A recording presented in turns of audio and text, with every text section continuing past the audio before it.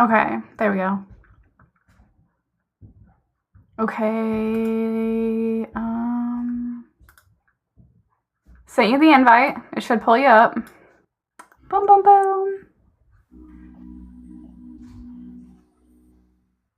Perfect. Okay, and when 7 gets here, I will pull her in too, and then we can get started. Oh, dang. She's on it. Oh, yeah, motivation. Yeah, and I just remembered I forgot to throw my laundry in. Oh, my gosh. So I'm here, but I'll be distracted for like a second, but I'm here. I can hear everything and speak. Okay. If you need to run and do that, that's fine. Ugh.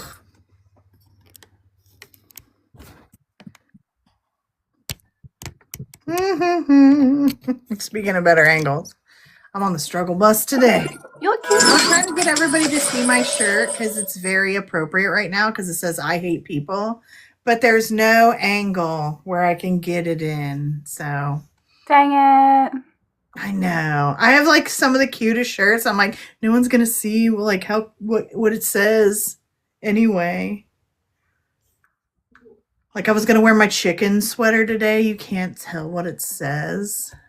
Yeah, you can't. If I was wearing a cool graphic tee, you wouldn't be able to see it either. So the struggle is real.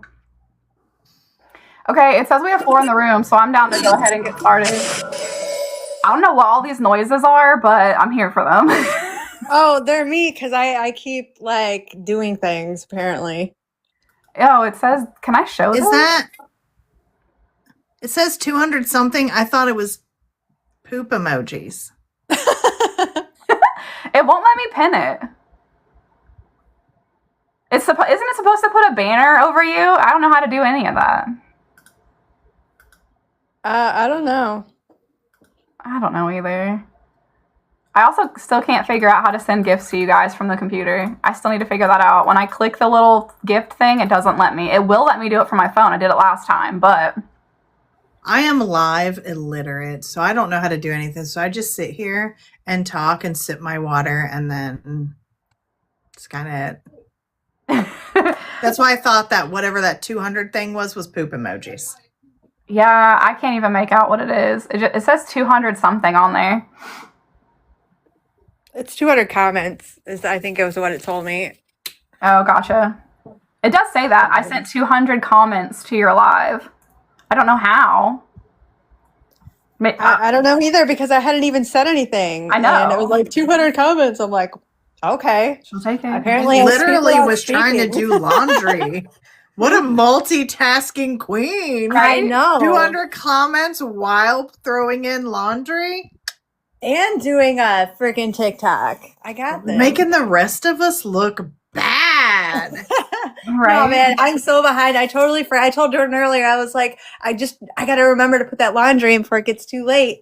And I was like, shit, it's 6 o'clock. I didn't do laundry. I got to do that. My kid needs clothes for school. Mm-hmm. I'll be doing that same thing whenever we get off air. Luckily, I'm an hour behind y'all, so I have time. Okay, you guys, today's podcast episode, we are going to be talking about booking readings, picking your session. We're going to go through our websites for you guys. We're going to ask each other questions about our websites. We really want to try to simplify what can seem very chaotic. Whether you're seasoned and you've had readings before, or you're brand new to this whole thing and you don't know what you want, you don't know what to book, you don't know what you're getting into. We want to kind of try and answer all those questions for you and remove some of the stigma behind getting readings and stuff. So the first thing that I wanted to start this off with is having an idea of what you want and picking a reader based off of that. So knowing if you want, a spirit communication or a mediumship led session, knowing if you want to look into some deep aspect of your life, maybe you want a tarot reading so she can really hone in on that. Maybe you want to know where you have wounds in your natal chart that are preventing you from finding success in this life, and you want to book with Stephanie. Like, knowing what you want out of a reading is the most important thing that you need before you can even choose a reader. So once you have it down, you're like, okay, I want to know, I want to book a mediumship session. Then you need to find the reader who feels right to you. There are so many mediums out there. There's so many people who can communicate with spirit. So who do you feel the most comfortable with? Who do you feel the most drawn to? Why do you feel so drawn to that person? I mean, even if you don't know why, being able to trust your intuition that's leading you to book that reading with that person. Maybe you don't know why, but it's also important too that when you get into that session, you can share that with that reader. Because I know for me, if you book a session with me, when I sit down with someone, I let them know anything can come up. You may have wanted to sit down for mediumship and your health comes up, or something about a pet comes up, or something about someone you're connected to comes up because you're a deep empath and you carry so many souls with you, right? And I have a disclaimer too, that if something comes up that you're uncomfortable with, stop me dead in my tracks. It's not for me. What I do is not for me. It is for you. So if at any point you're uncomfortable, please let me know. And then there's this window towards the end of the reading to ask any questions that you have. But I'm also going to be updating my website too. This is just a me thing. Everyone else is going to talk to. But on my website, Stephanie brought up that it would be awesome if I had different options on there. So if like you wanted to do like an aura reading or a past life reading or a chakra reading, because when you go book on my website right now, it's just timelines. Do you want 30 minutes? Do you want an hour? So being able to offer more options, I think that's going to be helpful too, and totally agree with that. I'm going to go ahead and pass it to Stephanie too, so that she can talk a little bit more about booking with her and what your natal chart even means. Basically, your natal chart is a map of the sky the moment you were born, which some people are like, how come conception dates don't matter? And, you know, yada, yada, yada. And it's my birthday and my birth time. Your journey while you're still connected to your mother is still part of your mother's journey. Your personal journey doesn't begin until you take your first breath outside of her, which is why your rising sign is the most important placement in your chart, because that is the moment that your personal journey begins. So your natal chart is your design at the moment of your birth. And then everything else going on in the universe relates to how you're going to walk your path. The challenges you come up against, the good fortune that you happen to run into, where you're going to have your most growth, the most changes, the most loss, where your development periods are going to come, all of that. So if you're like, man, that was a rough 2 years, well, it was probably your Saturn return. Or man, the midlife crisis of 40 is really rough. Well, that's because your natal Pluto is square where Pluto is at the moment. Your natal Neptune is square where Neptune is now, which means you're having your first actual brush with your physical mortality. So all of these things matter, and getting readings gives you a look behind the scenes of why you're going through what you're going through, timelines on when these things are going to end or begin, and then what the new challenges will be. I like to, so we're already massively different when we read with the mediumship and the natal chart, but something else that stands out to me so much there too is how I was talking about how maybe you're connected with another one of your loved ones who's still alive, so messages will come through about their health, but they'll come through as if they're going to happen to you, you know? So if you're wanting something that's just about you and no one else, your natal chart can't be about anybody else. It's literally completely 100% about you. So like if somebody comes to me and they're a little bit confused and they don't tell me why they're confused, they want to sit with it for a little while and see if it can unfold for them, that'd be a great option. Booking with Stephanie and go, okay, what was really for me in that reading and what am I carrying for someone else? Because your natal chart is 100% you. Other people show up in your natal chart, but it's literally your relation to them. Mm-hmm. Or how other affect you. So it's everybody else from your perspective, from your viewpoint, in relation to what's going on in the houses in your chart that represent other people, but it is still your journey. Yeah. So somebody can't book a reading with you and be like, oh, well, I'm like that because of XYZ and try to blame it on another person. All your trauma's in there. Yeah. Your trauma and outside influences are in there, but whether or not you have time frames that are going to put pressure on that trauma, or whether or not there are time periods where it's perfect for you to heal that trauma, that's in there too. Yeah. That's another big difference between you and I with reading. With me, I'm like, in the vision I got, it's a Christmas tree. So we're looking at Christmas, or it's snowing outside, or I get a vision of the beach. To me, that's summer.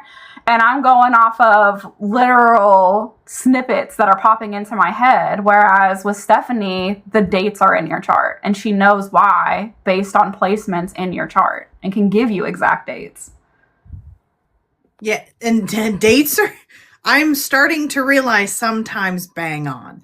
Like a lot of times I'll stay a specific date, but I'll be like, it can happen anywhere between this date and this date though, but I have my eye on this date. Mm-hmm. And then literally I worked a birthday party for a client of mine. And at the end of it, she was like, hey, do you remember when you told me randomly in September last year to watch out and really pay attention November 9th? And I was like, yeah. She goes, I didn't. And I accidentally poisoned myself. And I was like, explain. That's wild. So the dates can be in an area, a time frame, and they can be that day. Yeah.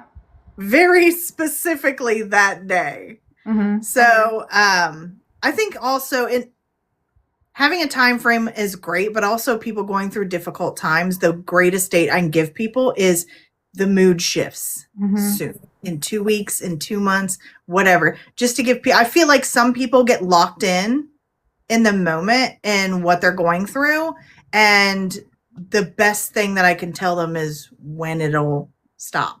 Yeah. See, I'll get that too, but I don't get it as clearly as you can see it. I can just tell that they're not going to be there forever. Some big shift's going to happen. I usually see it too. Like a lot of this is coming because you think, relationship, but it's actually stemming from your career. And I can tell them why. And then I can tell them like whether it feels like immediate to me. That'd be like this year. And if it doesn't feel immediate to me, I'm like, there's a timeline connected to this. There's a whole time frame connected to this, but I know you don't stay here.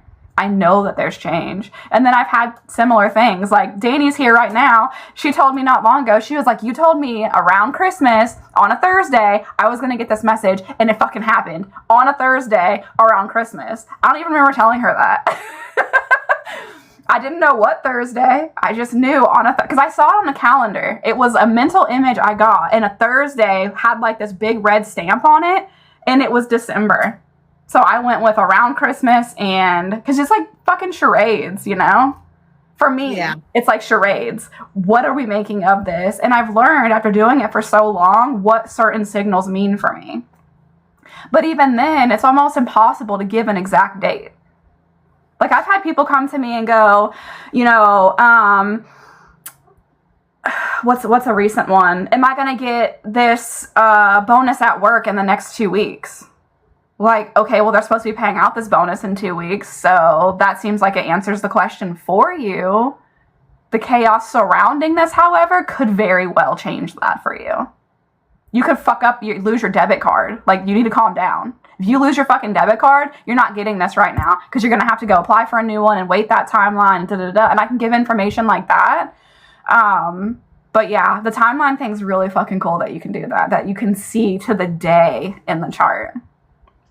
I mean, there's also, limits to it, but my favorite thing about astrology is it is a pseudoscience. So it is very intuitive, it is very metaphysical, but it is also scientific. Mm-hmm. The planets move in very specific, predictable ways in specific, predictable time periods. What about so it's like knowing and confirmation. Yeah. See, and that's something else I don't have. The confirmation comes from the person living their life. There's nothing tangible that I have other than that and other than it happening to be like, yeah, this is a thing. And then it's a sequence. Like, it's happened correctly so many times, it just feels like fact at this point for me. But there's no, on paper or in cards or anything that's like in this world real tangible proof.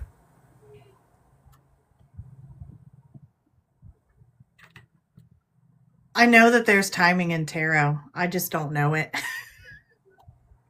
So with tarot, I don't do the timing thing. Because for me, I view time as a sequence of events and not time in the way people perceive time. Even in my own daily life, I experience time differently than most people, I think. So there is timing, though. If you go about it, each suit is a different season. And to be honest with you, because I don't use it, I don't remember. I know I did know at one point in time, but I don't use it for that. But yeah, I go by sequence of events with time and how close something might feel energetically, but I don't give exact. I want to look that up because now I'm curious. Right? I'm like, I didn't know that the seasons were connected that way either. Yeah. I knew it. I just don't remember it. Oh, I didn't know it at all. I mean, Kevin already knows tarot. I'm studying. So I look up anything that can help my overwhelmed brain maintain any information. So astrology, relations in tarot, seasons, timings, yes or no's. But apparently wands is springs, cups is summer, swords is autumns, and pentacles is winter. Oh. And then I know there's timing.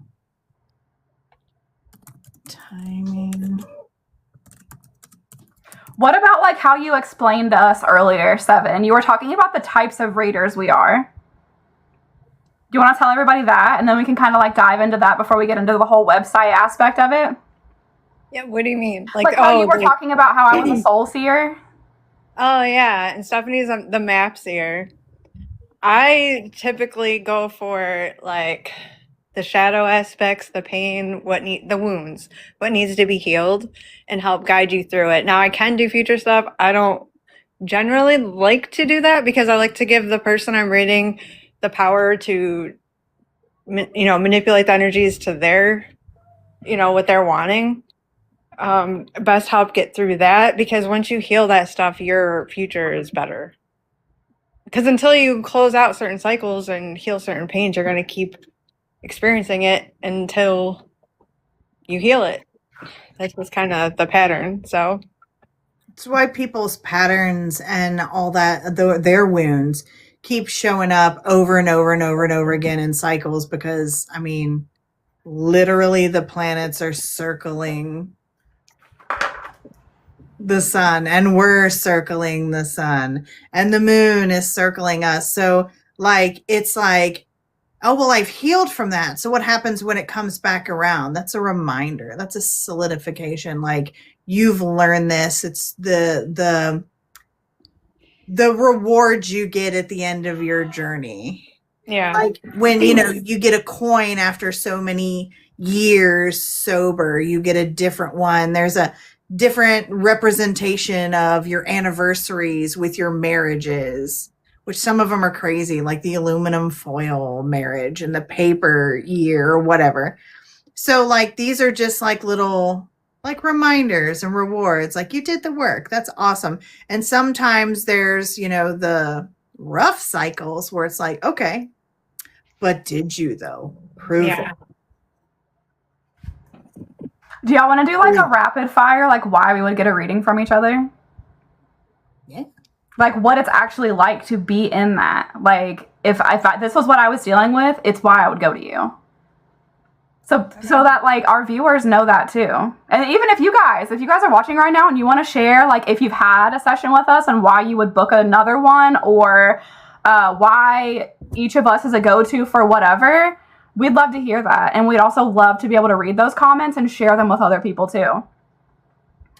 So like for me, I'm a Libra, so I can be indecisive as shit. And when I get indecisive as shit about something, or if I can't get something off my mind and I'm feeling like maybe there's too much interference with my own ability to channel something from myself, I will go to Seven. Hey girl, get them cards out. Because she's very like, oh, this is easy.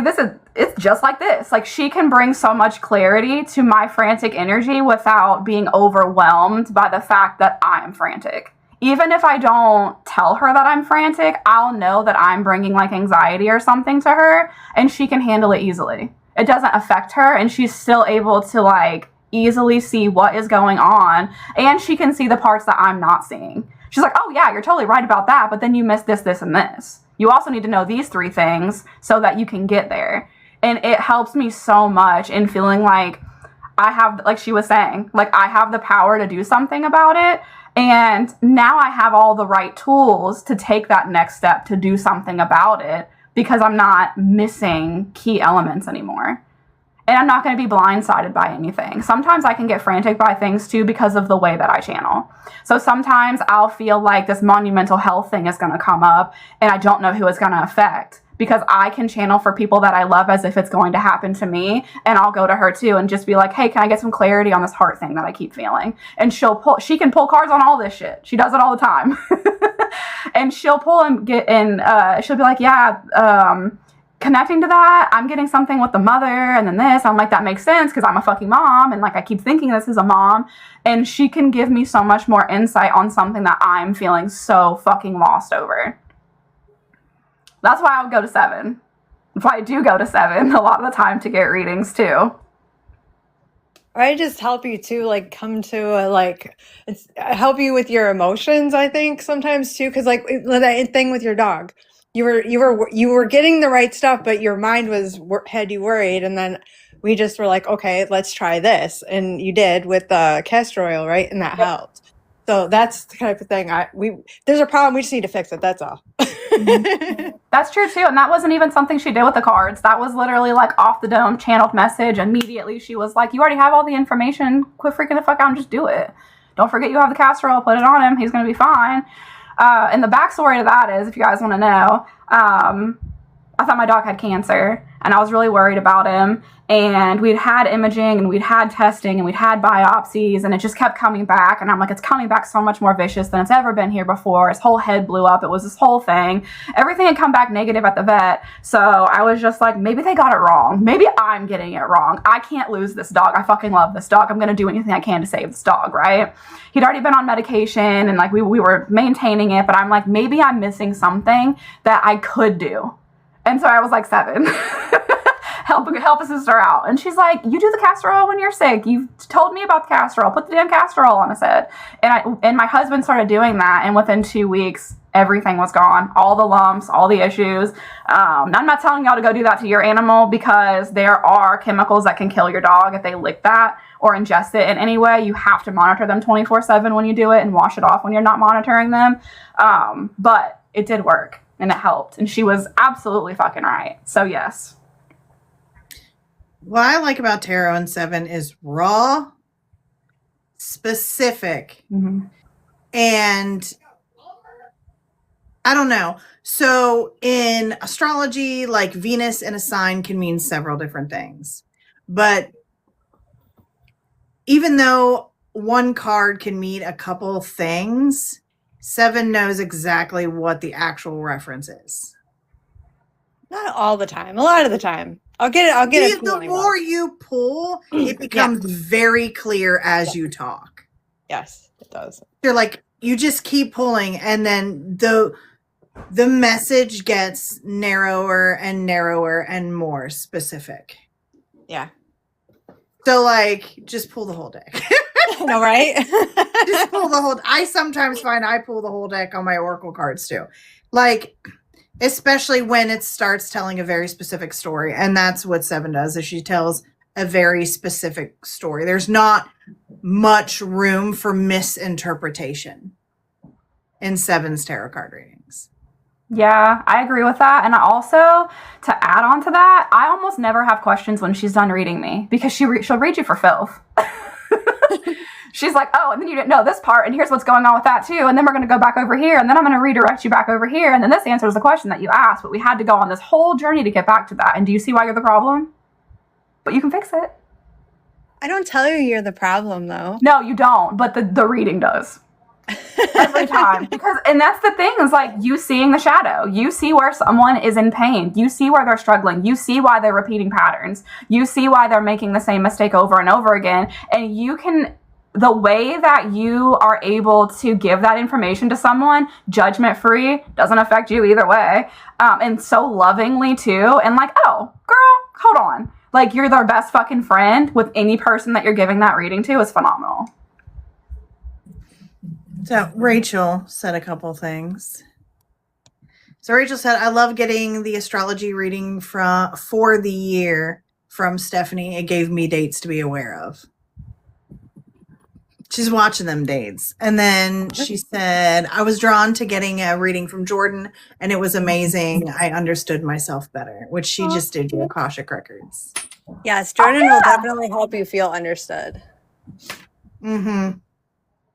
I'm glad that resonated with you. I'm glad it helps you understand yourself better. See, that's the thing about the Akashic Records, too, is I just do it and send it out, and I never know. I'm like, was it hit or miss? I don't know. She loved it. I'm so happy she did. Okay, now to talk about you, Stephanie. When I booked, not to say I was anxious, but I never knew anything about natal chart. I knew a little bit about astrology. I was fucking around with zodiacs and personality types and like how if you could be born with this but have other stuff in your chart that could kind of take over. Why I could fuck with some people that if you just told me your sign, I maybe wouldn't like you off the bat because I didn't typically like get along with those signs, you know? But what I will tell you, you felt like home for me. I felt so fucking safe in that reading. And it's why I immediately went online and was like, yo, go book with her, holy shit. Because I was like, I don't know how this works. I don't even know what Hellenistic astrology is. I didn't want to look into it either and give myself any information. I went into that totally blind. And I was floored with the amount of stuff that you were able to see just based on when I was born. And not only that, the way you were able to give that information to me, like, I don't want this to come across like bad, but like, it's not about age or anything, but this is the way that I received it, as if like you were like my grandmother or something from my own lineage who walked in that room and was like, baby, I see you and it's going to be okay. You're not alone in this. It's going to make me cry thinking about it. Like, that's like, I fucking loved that reading. I think about that shit all the time. That's why I tell so many other people, go book that fucking reading. You want to know yourself. You want to know why you are the way you are. You want to know what fucking sets you off and what the dates are for you to be able to actually advocate for change and finally fucking show up for yourself. Book a fucking reading with her. Book that damn natal chart reading. You will not regret the fact that you booked that shit. I promise. She was super excited. Like, we went over the whole thing after. Like, I hadn't even met you yet, Stephanie. And she was like super excited and like, she's like, you'll never believe this. And like, it was a whole excited conversation. She had to FaceTime me and everything. And I recorded the whole thing and I still go back and listen to that reading now, and that was months ago that I got that reading done. And there's still things that I missed. Yeah, there's things that like, because, and this is why I always tell people, record your readings. With me, that's a fucking, just please record it. Don't even ask me. Yes, you have my permission. Record your reading. It's for you. It's not for me. You booked a service for me. This is what you get. Because like one of the things you said about the bipolar thing, right? That sat in my heart for so fucking long. I missed so many other magical things you said to me in that reading because I was like, she saw that in me and she still wanted to read me because of the way it can be weaponized, because of the way that it's seen in movies, through social media, the way, I mean, it just, wow. I like her. I like her a lot. You sold me. I was sold. I was like, I don't know what she has, but I'm buying into it. I know you like when I do this, but do you want to know why I feel like home and why you call me a grandma? Sure. I mean, I know, but like, I don't want that to come across. I'm a Cancer rising. Yes, you're a love bug. I don't want that to come across to other people like some type of way. Like I'm trying to say something about age difference. I'm not. No one gives a fuck about any of that. It was the energy that I felt as if someone I was longing for had walked into that room and was sitting there with me.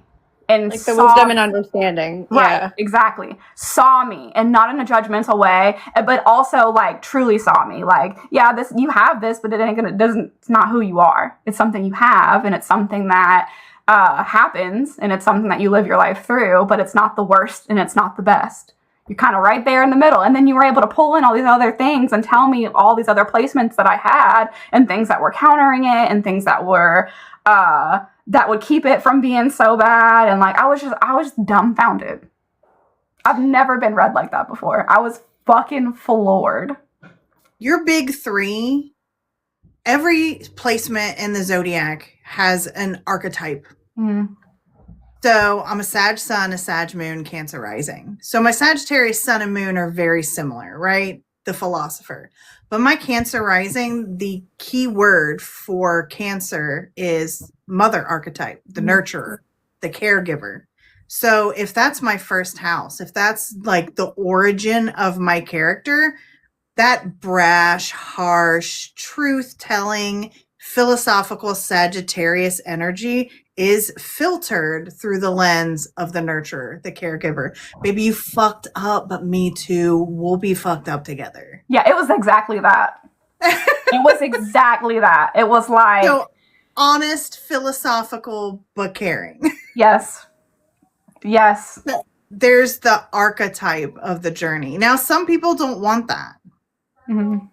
Some people don't align with that. Right. I'm not a love and light reader, but I am very much a, like, if you see everybody's trauma when you look at your chart, if you see everybody's wounds, if you see the reason, the why, and the whatever, and you're non-judgmental about it, that's a good quality in any reader. Mm-hmm. But also, too, some people, like, you can't nurture them. Yeah. You have to basically, like, beat them across the head with your reading like it's a 2x4. Mm-hmm. And I'll do that, but I can't help my Cancer Rising. There will be aftercare. Yeah. And see, that was something that as a reader myself, I related to so much. And I felt like that magnetism towards you because I am the same way when I do readings for people. And we talk about harsh truths and we talk about pain and we talk about trauma and we talk about if someone has crossed over or they haven't, and if they have and their soul is at peace, here's the markers, here's what to look for, here's what that feels like. And if they haven't, we talk about why, we talk about how to get them there, we talk about what you can do if it's your loved one. Because then something I tell people all the time too is like, you come to me but they're more connected to you than they are to me. That's you in a whole nother form. That's your love. It has nothing to do with me. I can just tap into it because I've learned to do that over time, right? So there was that too. And just like, it's exactly what Danny said too. She said, when I had my first reading with Stephanie, it felt like she was looking into my soul. She put into words things that I had a hard time expressing myself. I definitely understand. That was it. That was the marker for me too, because, and honestly, that was what gave me the confidence to talk about it, to be open about bipolar disorder and living with this my whole life. It was that this could truly be talked about and not be like, that's all I am. You know what I mean? That's all she is. That's her personality. Not weaponized, not demonized, not misunderstood. Like, that reading with you gave me the confidence to be open about it on my platform. I don't know that I would have ever done it without having someone look at it and like truly see me for me. There's no point in weaponizing or demonizing anything. We all have a mental health house. Right. We all have beautiful houses and we all have ugly houses. And even if there's no planets in those houses, there eventually will be in cycles. So sometimes we're uglier or more beautiful than other times. Mm-hmm. So I don't judge or worry about or demonize. Or now I will see if you're a person whose personality type weaponizes your mental health. Mm-hmm. I'll see that and clock that. And we gonna talk about it. Yeah. But like, everybody has those placements. Nobody is devoid of mental health and then therefore issues during certain transits. Nobody is devoid of physical health issues, whether that's illness, injury, or something that is chronic. No one is devoid of anything in their chart. So if we're all similar, just done in different ways, why judge any of it? Mm-hmm. Because that would mean that I would have to turn that focus on myself as well. Right. And if you can't do that, you can't read others. I feel like that's also like something that can be really validating for people too if they feel like they're struggling. Because I was like that for years. I didn't tell anybody about that. No one knew. My mom knew. She was it. Even Seven, when I played, she's like, "What? I didn't fucking know that." I'm like, "Yeah, dude, I don't talk about that shit." Because it's kind of like coming out of psychic. When I fucking came out of psychic, and my whole family was like Bible Belt Baptist, and I was the devil, and I was channeling, the dark arts and witchcraft, and I fucking cast out from my family. I'm like, God, if I'm fucking bipolar too, Jesus, I can't even imagine the way these people are gonna fucking weaponize that shit and use it against me. So, and then having the physical ailments and having POTS and having like a physical disability, adding mental health onto that, plus being psychic, I was like, no fucking way am I ever gonna fucking, that's for me to know, and like whatever, I'll just deal with it. No one to find out. Facts. But like getting that reading with you, I was like, fuck that, dude. I'm gonna be everything I am. All of it. Dirty, messy, cool, put together, fucking greasy hair. I don't give a shit. I'm just gonna show up as I am because that's me. And Seven's been saying that too. She's like, dude, so much is changing. Like, and advocating, honestly, she's like my cheerleader. She advocates all the time for me to show up more as myself. She's like, be a messy bitch. Who gives a fuck? What do you care?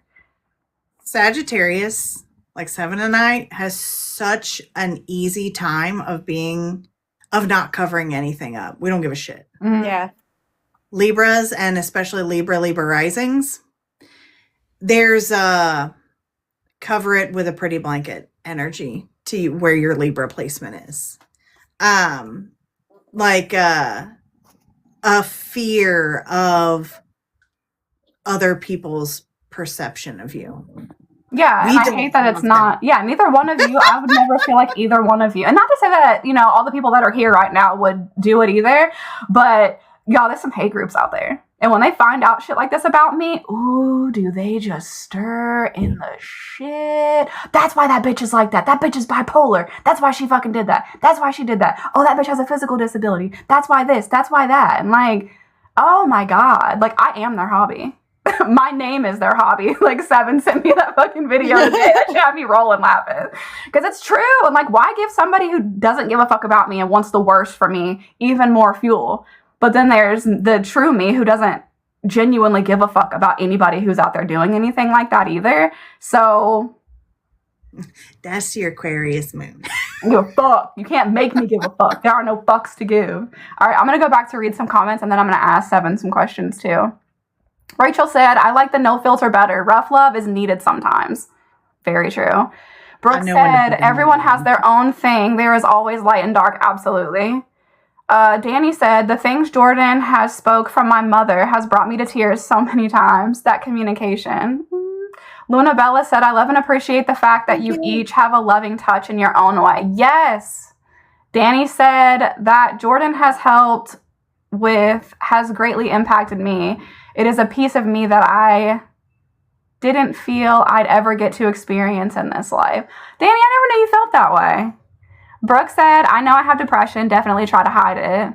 Then she said, as you should. I'm both Sag and Libra rising. The haters are going to hate. Yep. We don't give a damn. We don't give a fuck. Hey. I just say, my saying is let them. People are going to do what they're going to do. They're going to think what they want of you anyways. It doesn't matter what you do. Yeah, it really doesn't. What you said the other day helped me out a lot with that too, and like talking more about these things, and like this being a part of our podcast, because this isn't shit I talk about on my page at all. This is like podcast only, Jordan. But what the hell did you say? You said I don't something. know. I've been waiting. It was very philosophical, and I was like, damn bitch, okay, sauce dropper. And so she said, you can literally be like, hey, how's your morning? And somebody will be fucking triggered by that because somebody did them dirty, and that was something that they would say to them. And all you're trying to do is be a good person. All you're trying to do is go like, hey, I care about you, and you're checking in on them. And they take it a type of way because they have trauma. It's not because of you. So why do you care? It's never really about you. It never is. And the thing that I've been saying repeatedly is delete, comment, block. Yep. Delete, comment. Because while their energy and their time is wrapped up in smearing you or hating you or thinking about you, delete, block. You move on with your life. You're doing your thing. If they want to get wrapped up in their negativity, let them. They're wasting their time. Yeah. You don't have to. That's the same with like relationships too. People take it so hard when they're cheated on or something. That had nothing to do with you. You could have done everything completely perfect and that person has shit. So they're going to hurt you or do whatever. They're going to be who they are.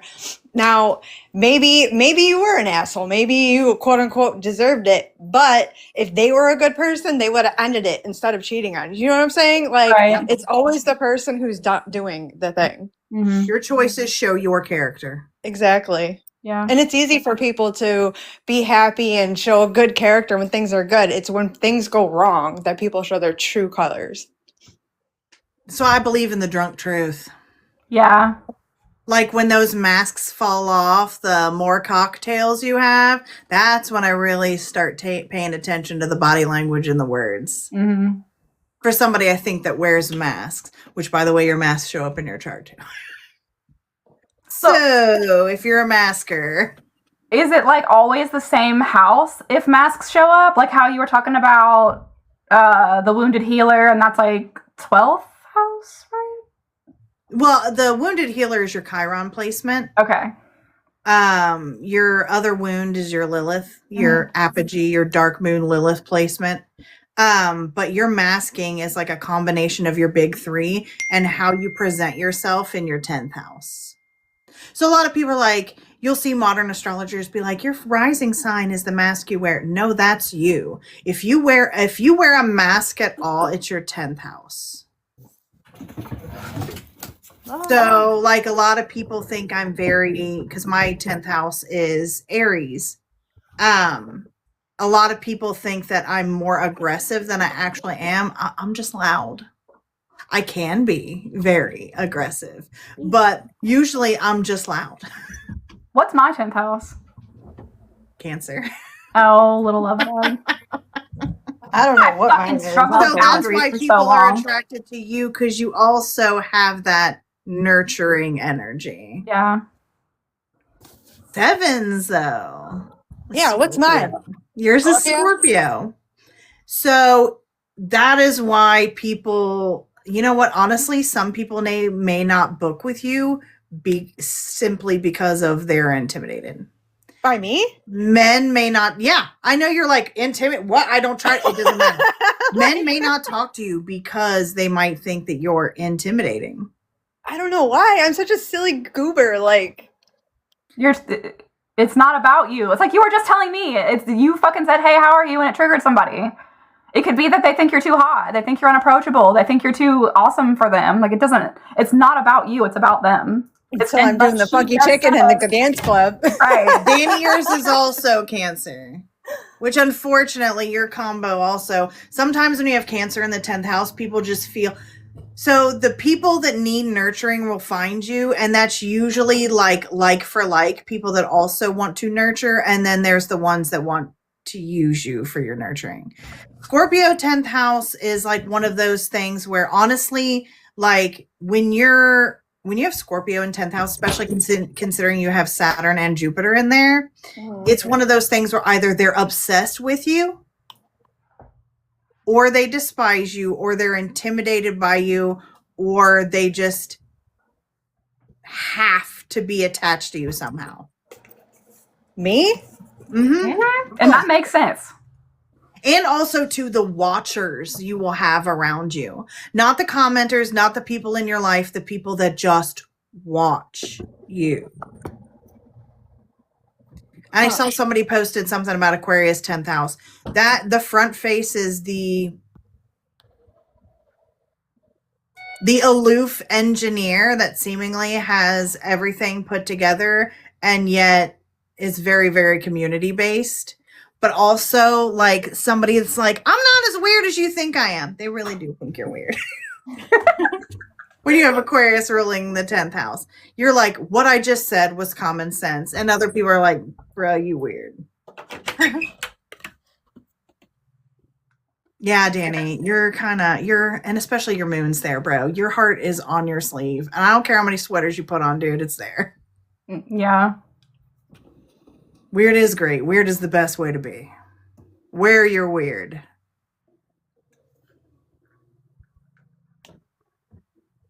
But yeah, I'm sorry, Danny.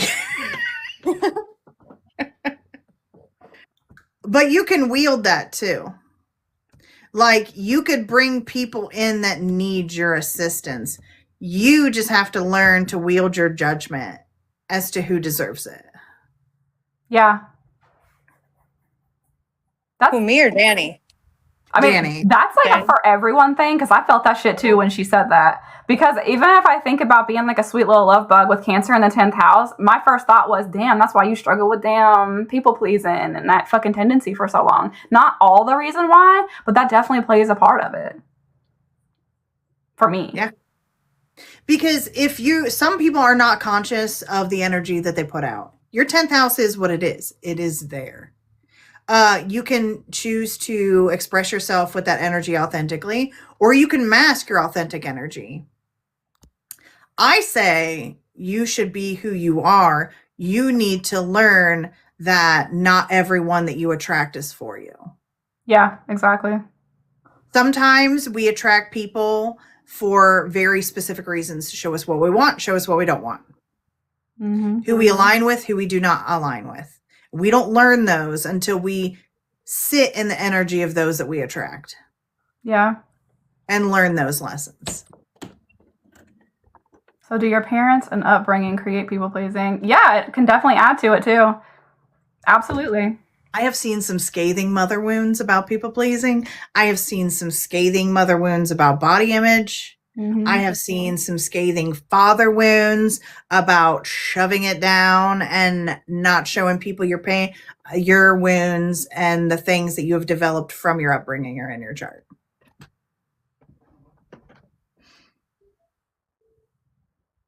So, just be warned, all of this can come out in a reading.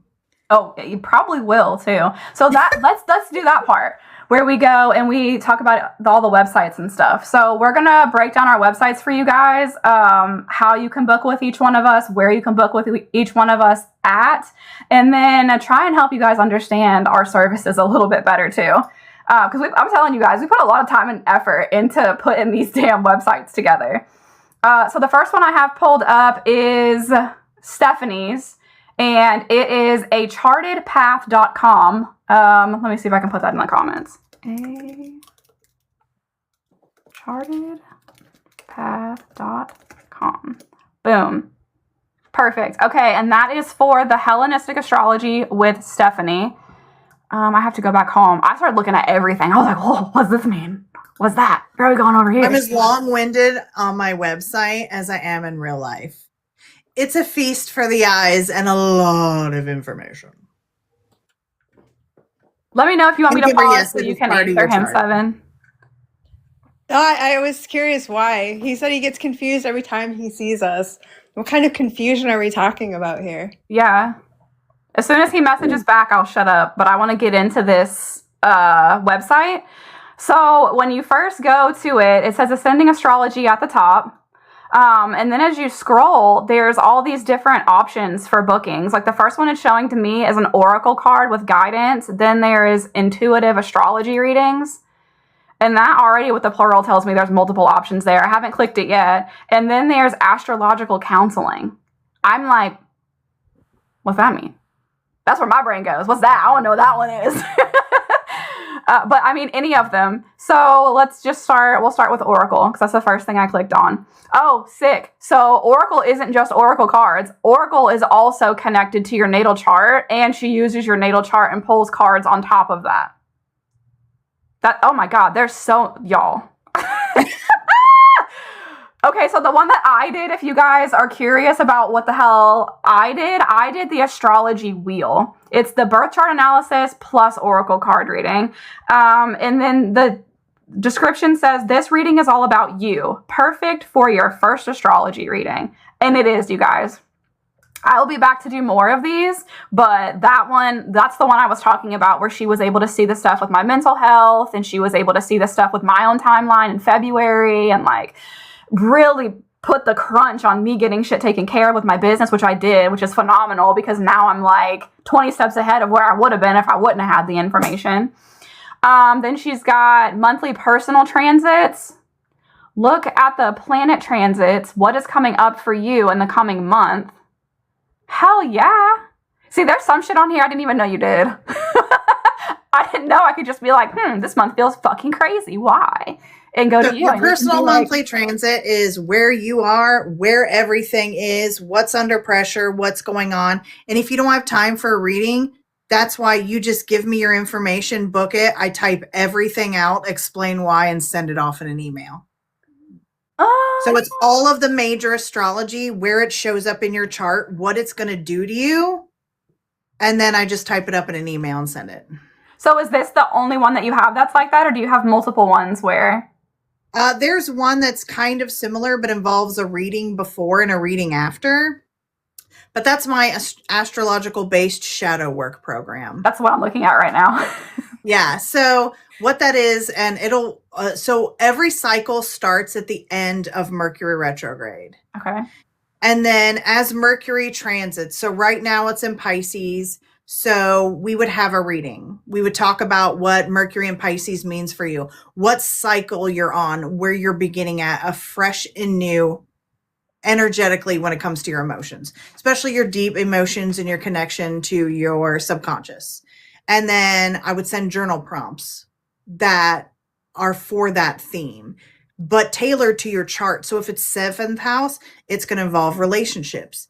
If it's 4th house, it's ties to all the stuff that came up from the past for you with family and your roots and how you were raised and the people that you came from, the generations that you came from.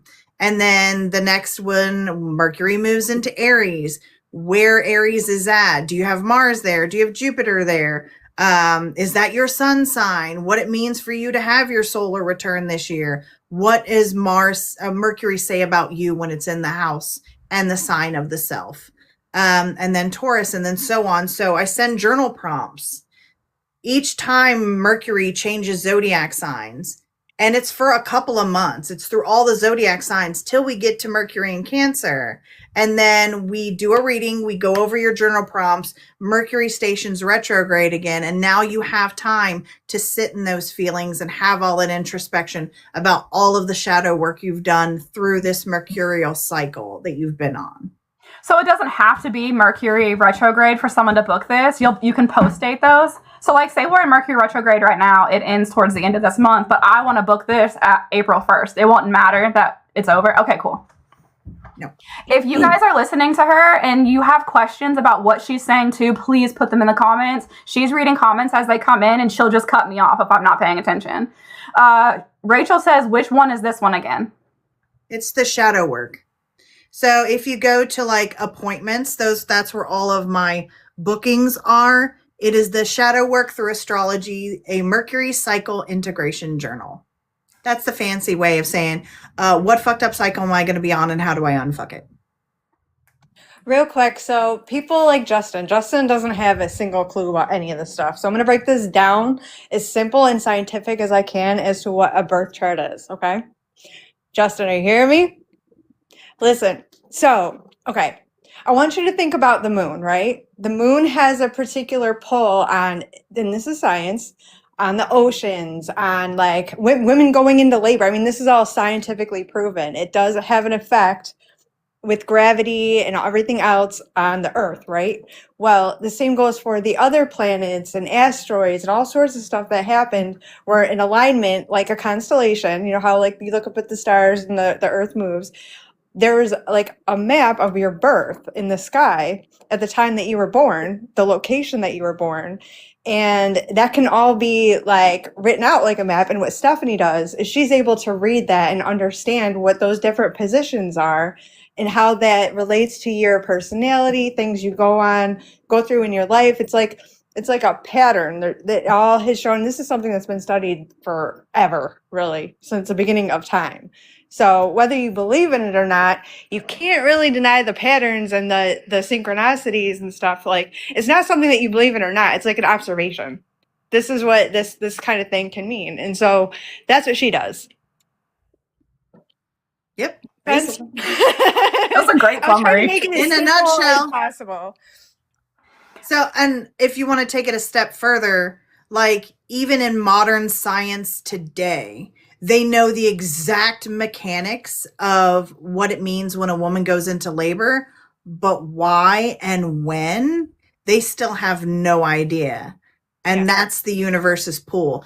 And if you take the literal meaning of the moon, you have the sun, which is masculine energy, and you have the moon, which is feminine energy. You have active and passive. You have light and you have dark. We start in the dark, in the womb. Even in the Bible, it says, and then there was light, because first there was darkness. So it's everything before birth, but your journey begins at birth. No one knows why you start, why your mother started the labor when she did, but it was for a very specific design for you to enter the world specifically when it did. And see, there's like the whole psychic aspect of that too, and like, or like mediumship, whatever you want to call it, is like what I've learned, not known, from channeling so much and seeing what there is in the great beyond, as people call it, heaven, whatever you want to call it, is that we choose our lives before we come here. It has been a theme I have seen. I've even seen it in other podcasts. I've seen other mediums talk about it. And the journey of a soul, what we're trying to understand, what we're trying to overcome, what elevation or ascension our soul needs to reach to be able to do what we want to in the afterlife. And so much of that you can see in the birth chart, and it blows my mind. It's literally like the blueprint, really, of why your soul is here. See, Candyman said, well, I'm not sure why I picked this. We all go through that. Even the psychics and readers. Like, why that? Was I drunk? Was I tricked? Was I on some shit? Like, why would I choose this? And the reason is because your soul wanted to grow and evolve and learn and experience, because Earth is the only place with free will where you get to make choices and learn and experience. Mm-hmm. So they say. I mean, there are other places where there are things like free will that exist, but not so many negative things exist. Not that I've seen, where there's still free will. So to really like grow the soul, to really truly like ascend and transcend, that is why so many of us choose to reincarnate. And then there are souls that this is their last time here. They're not reincarnating again. They have learned the things they wanted to learn. Their soul has reached the level they needed it to reach, wanted it to reach. And now they're ready to go do what they're ready to do in the afterlife, is what I call it. And others actually come here to help others evolve. Yep. Some of them are referred to even as karmics. They come here and just for no reason but to be that wound for you. In my chart, I'm a 6th house Sagittarius conjunct Neptune. So that's a direct, like, that shines a light on people's subconscious and their souls. My moon is conjunct Uranus. So that's emotional change, fluctuation. And the 6th house is service. And all of I have a bowl, I have a cluster, all in the very faded section of your chart. And even though it is a huge personal blow for a Sagittarius to take, I know by my design, no matter how much I try to do things for myself, the best things I will ever do in this cycle is for other people. Mm. Yeah, I still have my fun. I'm still me. I still do my thing. Even though that's not necessarily, had I gone back a path that I would chosen, I can see why it would be relevant. And then, so the more I stop fighting that aspect of how service-based I am and how the greatest things about this cycle for me don't even involve me personally, the easier it has been when I stopped fighting the flow. When I stopped fighting the design, when I started seeing the joys in how I'm built. I have a question for you. Are you able to see anything about past life in charts? So sometimes yes and no. Sometimes it's you look at the north and the south node, which is the current path of karma, and then what we're consuming in this lifetime, and then the south node, which is past karma and what we're letting go of this time. There are ties to that. How far they go, I never know if I'm reading the placement or if I'm reading the person. Okay. I'm I just haven't curious talked to because other astrologers that don't like. I don't know what all I do in readings. Honestly, yeah. when did I stop reading the chart? I don't know. I just go with the flow. So, yes, we have karmic and past life placements in our birth chart. How deep you go, I don't know. It depends on the astrologer, I guess. Gotcha. I was only curious because of your placements in this life and how you explained them and what I've seen before for past life for you and why that just makes so much sense. My north node is in Cancer in my rising sign, the nurturer. My south node is in Capricorn. Not only. Oh, you got muted. I can't hear you. Did I pause? Yeah, it muted you. I can You did hear you for now, a second. So my north node is in Cancer in the first house, so the nurturer. So that's what I'm consuming. That's my current path of karma. That's what I'm eating up this cycle. And then what I'm letting go of is not only the seventh house, but the seventh house ruled by Capricorn. So ties to kind of the reality and the earth-based Capricorn, the resource-based things. The greatest thing I'm going to get out of things is my nurturing, not what I get out of my nurturing. Does that make sense? Yes, it does. Where Capricorn is like, I use, I earn. That's what I'm letting go of. The payment isn't in the physical stuff I get. It's in like the nurturing job that I do. Yeah. And it's because too, like, I'll just briefly say, because it's your personal stuff anyway. The stuff that I got, what the heck? Hang on, I gotta put a puzzle piece in really quick. I don't know why TikTok makes me do this. Anyway, the stuff I got about the past life, and one of them had to do with your pride, and it had to do with you, and it was solely about you in that life.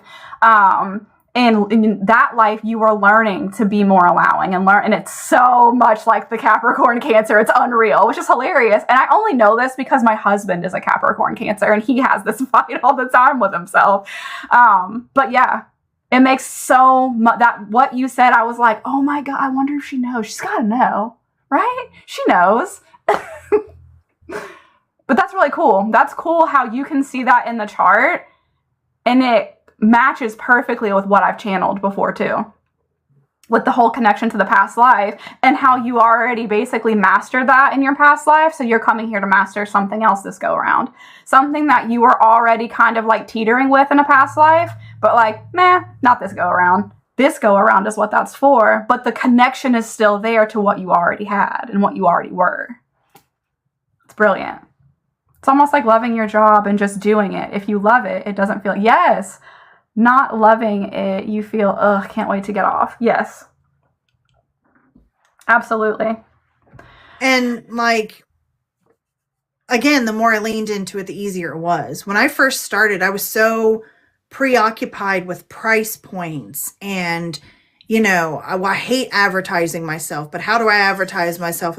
I was so into the Capricorn aspect of it, I forgot about the Cancer aspect of it, which is where I'm supposed to be going, the nurturing, the mothering. Yeah. And the more I let go of the worries of the Capricorn and led into the feeling of the Cancer, everything just started to make more sense. Right. Okay, back on your website, the Synastry reading. I know the answer to this, but I just want to put it out there for everyone else, for you to tell them this. Is this just for a relationship, or what are other options for people to want to book a compatibility reading? So let's say you and your mom don't get along. I can take your birth chart and her birth chart and tell you why. But if you want to develop a relationship with your mother, I can tell you how you have to approach her very specific, like communication style. Like all of that'll show up in comparing the birth charts. If you want to know if, you know, you and your husband or your boyfriend, is this long-term, is like we have some issues, intimacy issues. There's a whole house in your birth chart that covers intimacy. There's Mars, which covers intimacy. And literally, if something doesn't work, there are planets in your birth chart that can, you know, your reproductive organs and your genitals and all that. It's all in there. So if there's an issue that you have with anyone else, your best friend, your boss, if you're like, why don't my boss and I get along? They gave me permission to give you their birth information. I compare the two and tell you where you get along, where you don't get along, and how to get around those hurdles. That's synastry. I How never people knew. blend together. I never knew that you could see the stuff about the physical body doing a synastry reading either, and be able to answer a couple questions about things like that too. That's incredible. Attachment styles, sexual preferences, whether or not somebody can be monogamous, whether or not they practice toxic non-monogamy or ethical non-monogamy. Like, all of that's in the birth chart. Who has commitment issues? Who's overly committed?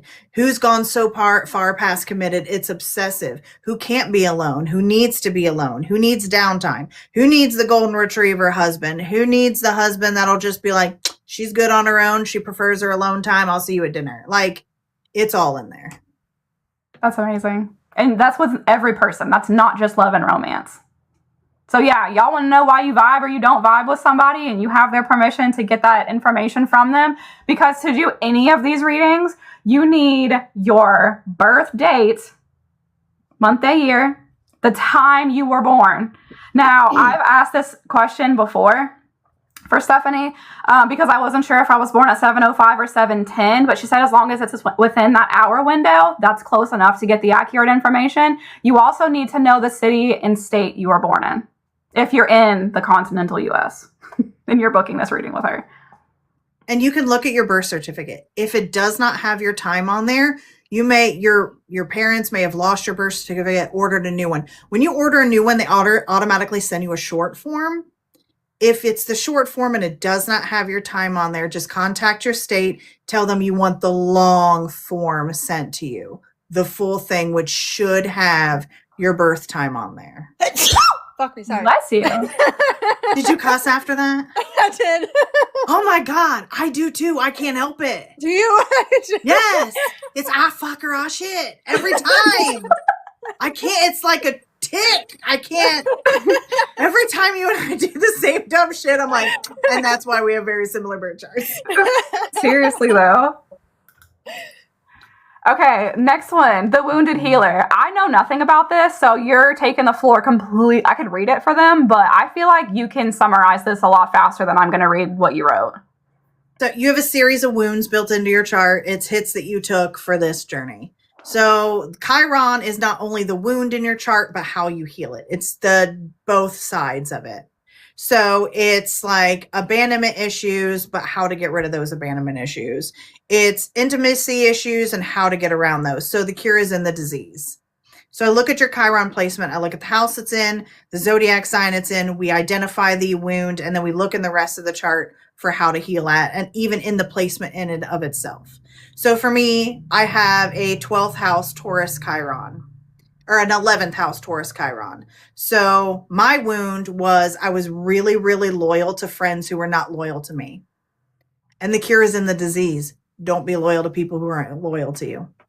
It sounds so easy, but it's so fucking hard. And it is. So then we go over your Mercury. What do you say to these people? Why do you hold back? We go over to Mars. Where do you advocate for yourself? Where do you fight? We go over your Venus. How do you get over some of your people-pleasing qualities? How do you learn to distance yourself socially from people? How do you learn to be alone? Depending on where your Venus placement is. So we go over the whole chart. Even though the cure is in the disease in that wound, how you get over it is also expressed in the rest of the chart. Y'all, this reading, I want you guys to guess how much you think that this reading would be in the comments for what she just explained. I want you to guess. It is wise to record your reading because it's so much information you are not remembering. Yes, that's exactly what I was talking about in the beginning too, especially with her. Well, I mean with anyone. But yeah, I recorded my session with her months ago and I still go back to this day. Yeah, exactly. Y'all are going to shit your pants when I tell you what this woman has this fucking priced at. I needed y'all to tell her before I said it. You see, you're seeing it here first. I know. I see. No, she didn't go that low, but yeah. All of this she's talking about, it's not even the fact that you just have a wound. She's literally like, oh, and this is what you can do. That when I want to book a reading with someone, that's the fucking, that right there. that information she just started sharing, oh, here's where your Mars is, here's where this is what you do, these are the tools you came equipped with to handle this. Let me just tell you what they are. I'll just read it for you. You guys, go book this shit right now before she changes the price. She has this shit at $60. Pia, I'm starting to be like, could I? But remember, I have to let go of some of that money. I know. That's why I put it on And blast. even though I know what my time and my energy and my readings are worth, if somebody wants to come to me, I want them to be able to afford me. Right. This isn't an ego trip. If somebody feels connected to me and feels like I could say that one fucking thing that'll set them somewhere right in their mind, their heart, their soul, whatever, I want to be affordable. And you can still be affordable at $100. I'm just saying, people get tax returns, they get birthday money, like the money will be there for these people to get that shit from you. People are talking about $200-$300 in the comments, and you have this shit at $60. So like I said, y'all, go book this shit before she changes her mind. Because this is like, this radically changes someone's life forever. This isn't like, just Corky wanted a little cute reading. No, this is like, your life is forever changed after you get a reading like this. When you know what that wound is, and then you know how to heal it based on your own information you were born into this life with. And if you don't have it, when? If you have a really people-pleasing Venus sign, when does Mars enter that sign? When you can start to advocate for yourself. When does Mercury station retrograde in that sign? Where it finally clicks in your mind, where you're like, your inner dialogue is strong enough to where you're like, I can't keep doing this to myself. Right. Kimber said, I will find $100. I think since we're on the topic of money, I think we should talk about that, because that's something I know all three of us have struggled with, because there is that thing where we do want to help people, you know what I mean? But at the same time, and then we all have our different reasons. We all have families. We have kids. It does take time. It does take effort. No different than when you go to a psychiatrist or a doctor to help heal something. We do a different type of healing. It's so, which I feel is kind of more, not more important, but it's just as important as all of the above. And I know, like, I've always struggled with pricing. I go low because I know what it's like to not have money and need help.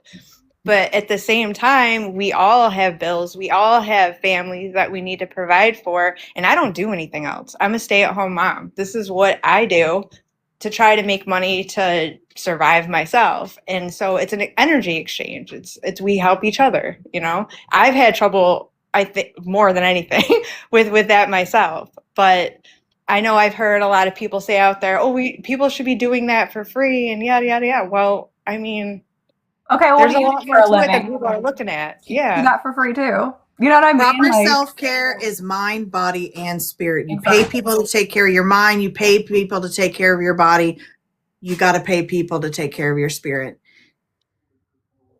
It's that pouring from an empty cup. That means that I'm spending all of my time doing something for free with nothing in return. Yeah. What's going to stop me from pouring from the cup? Like, I feel that I honestly, even though I don't work for free, I still give a lot away for free. Yeah. That's what I was about to say. We do this podcast for free. We go live and do readings together for free. We're giving away a whole ass, probably 2-hour long reading for free once we hit 50 over on right here, because I can't say it. You get a powerhouse of a reading and literally, so here's my trauma with this, right? Because I'm fucking 8 years into this public shit on social media, right? The first 3 years that I did this, I didn't charge a dime for anything. I wouldn't let people send me money. I was doing it for funsies. I was working 2 other jobs at the time, and I was like, y'all are crazy. Leave me going to pay me for this. Like, this is so, like, just normal. I've been this way my whole life. What are you talking about?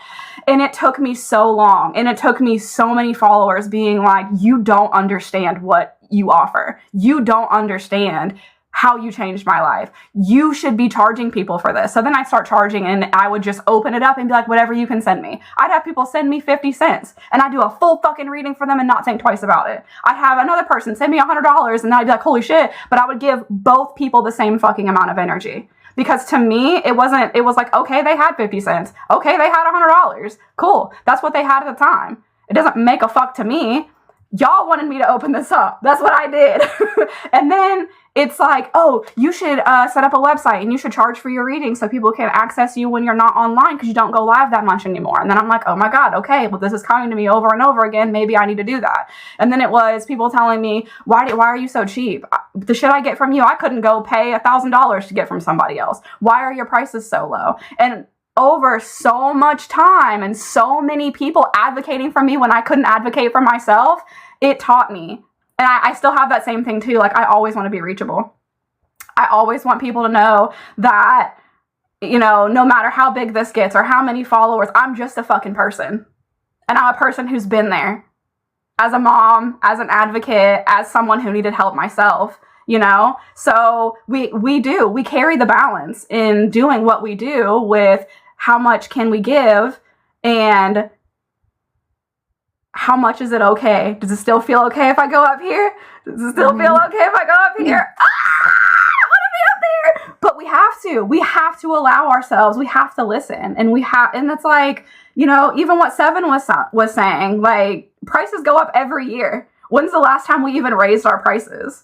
I got smacked fucking hard with that this Mercury retrograde. It was like, bitch, you've had your same price, your shit at the same thing for the past 5 years. Why? Why are you not charging more? If, you know, 5 years later, you learned more, you're doing better, you're getting clearer with your readings, your shit's more on point, you're not charging anymore for it. Why? And I was having dreams about it. I was hearing it on fucking the radio. Y'all, psychic shit doesn't even happen in my area. I was hearing shit about psychics on the radio in my area about their prices and why they don't charge more. And I was like, okay. At this point, I have to do something about this. And I need to just hush everything going on around me, eating away at me, telling me that I'm going to lose people if I become too unreachable, if I do $10 more, or if I do this or I do that, because I'm being called forward. I know I'm supposed to do this. I'm just going to go with it, and I'm going to let the pieces fall where they may. And honestly, it hasn't been as chaotic as I thought it would. I was so fucking worried for like no reason. I told you. But these are the real deal fucking things that we deal with all the time when it comes to like our businesses and being able to advocate for ourselves. You guys advocate for us more than we advocate for ourselves. And honestly, if you guys think that like my $60 reading would be worth $200 to $300, just take that I'm affordable.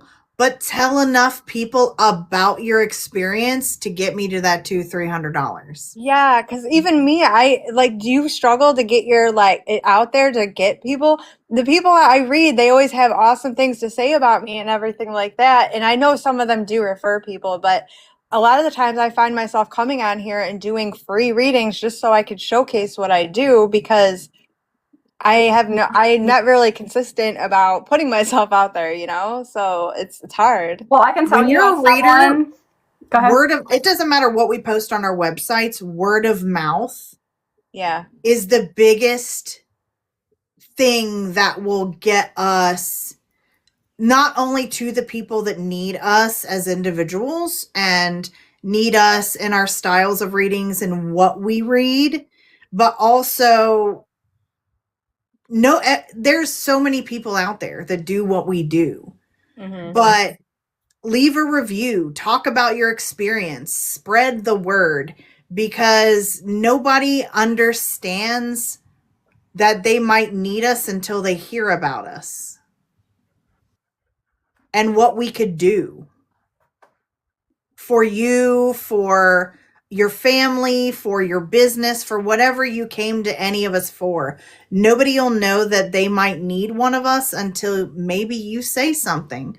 Some people just find us randomly and energetically, and it was meant to be. And other times it was meant to be because you told your best friend.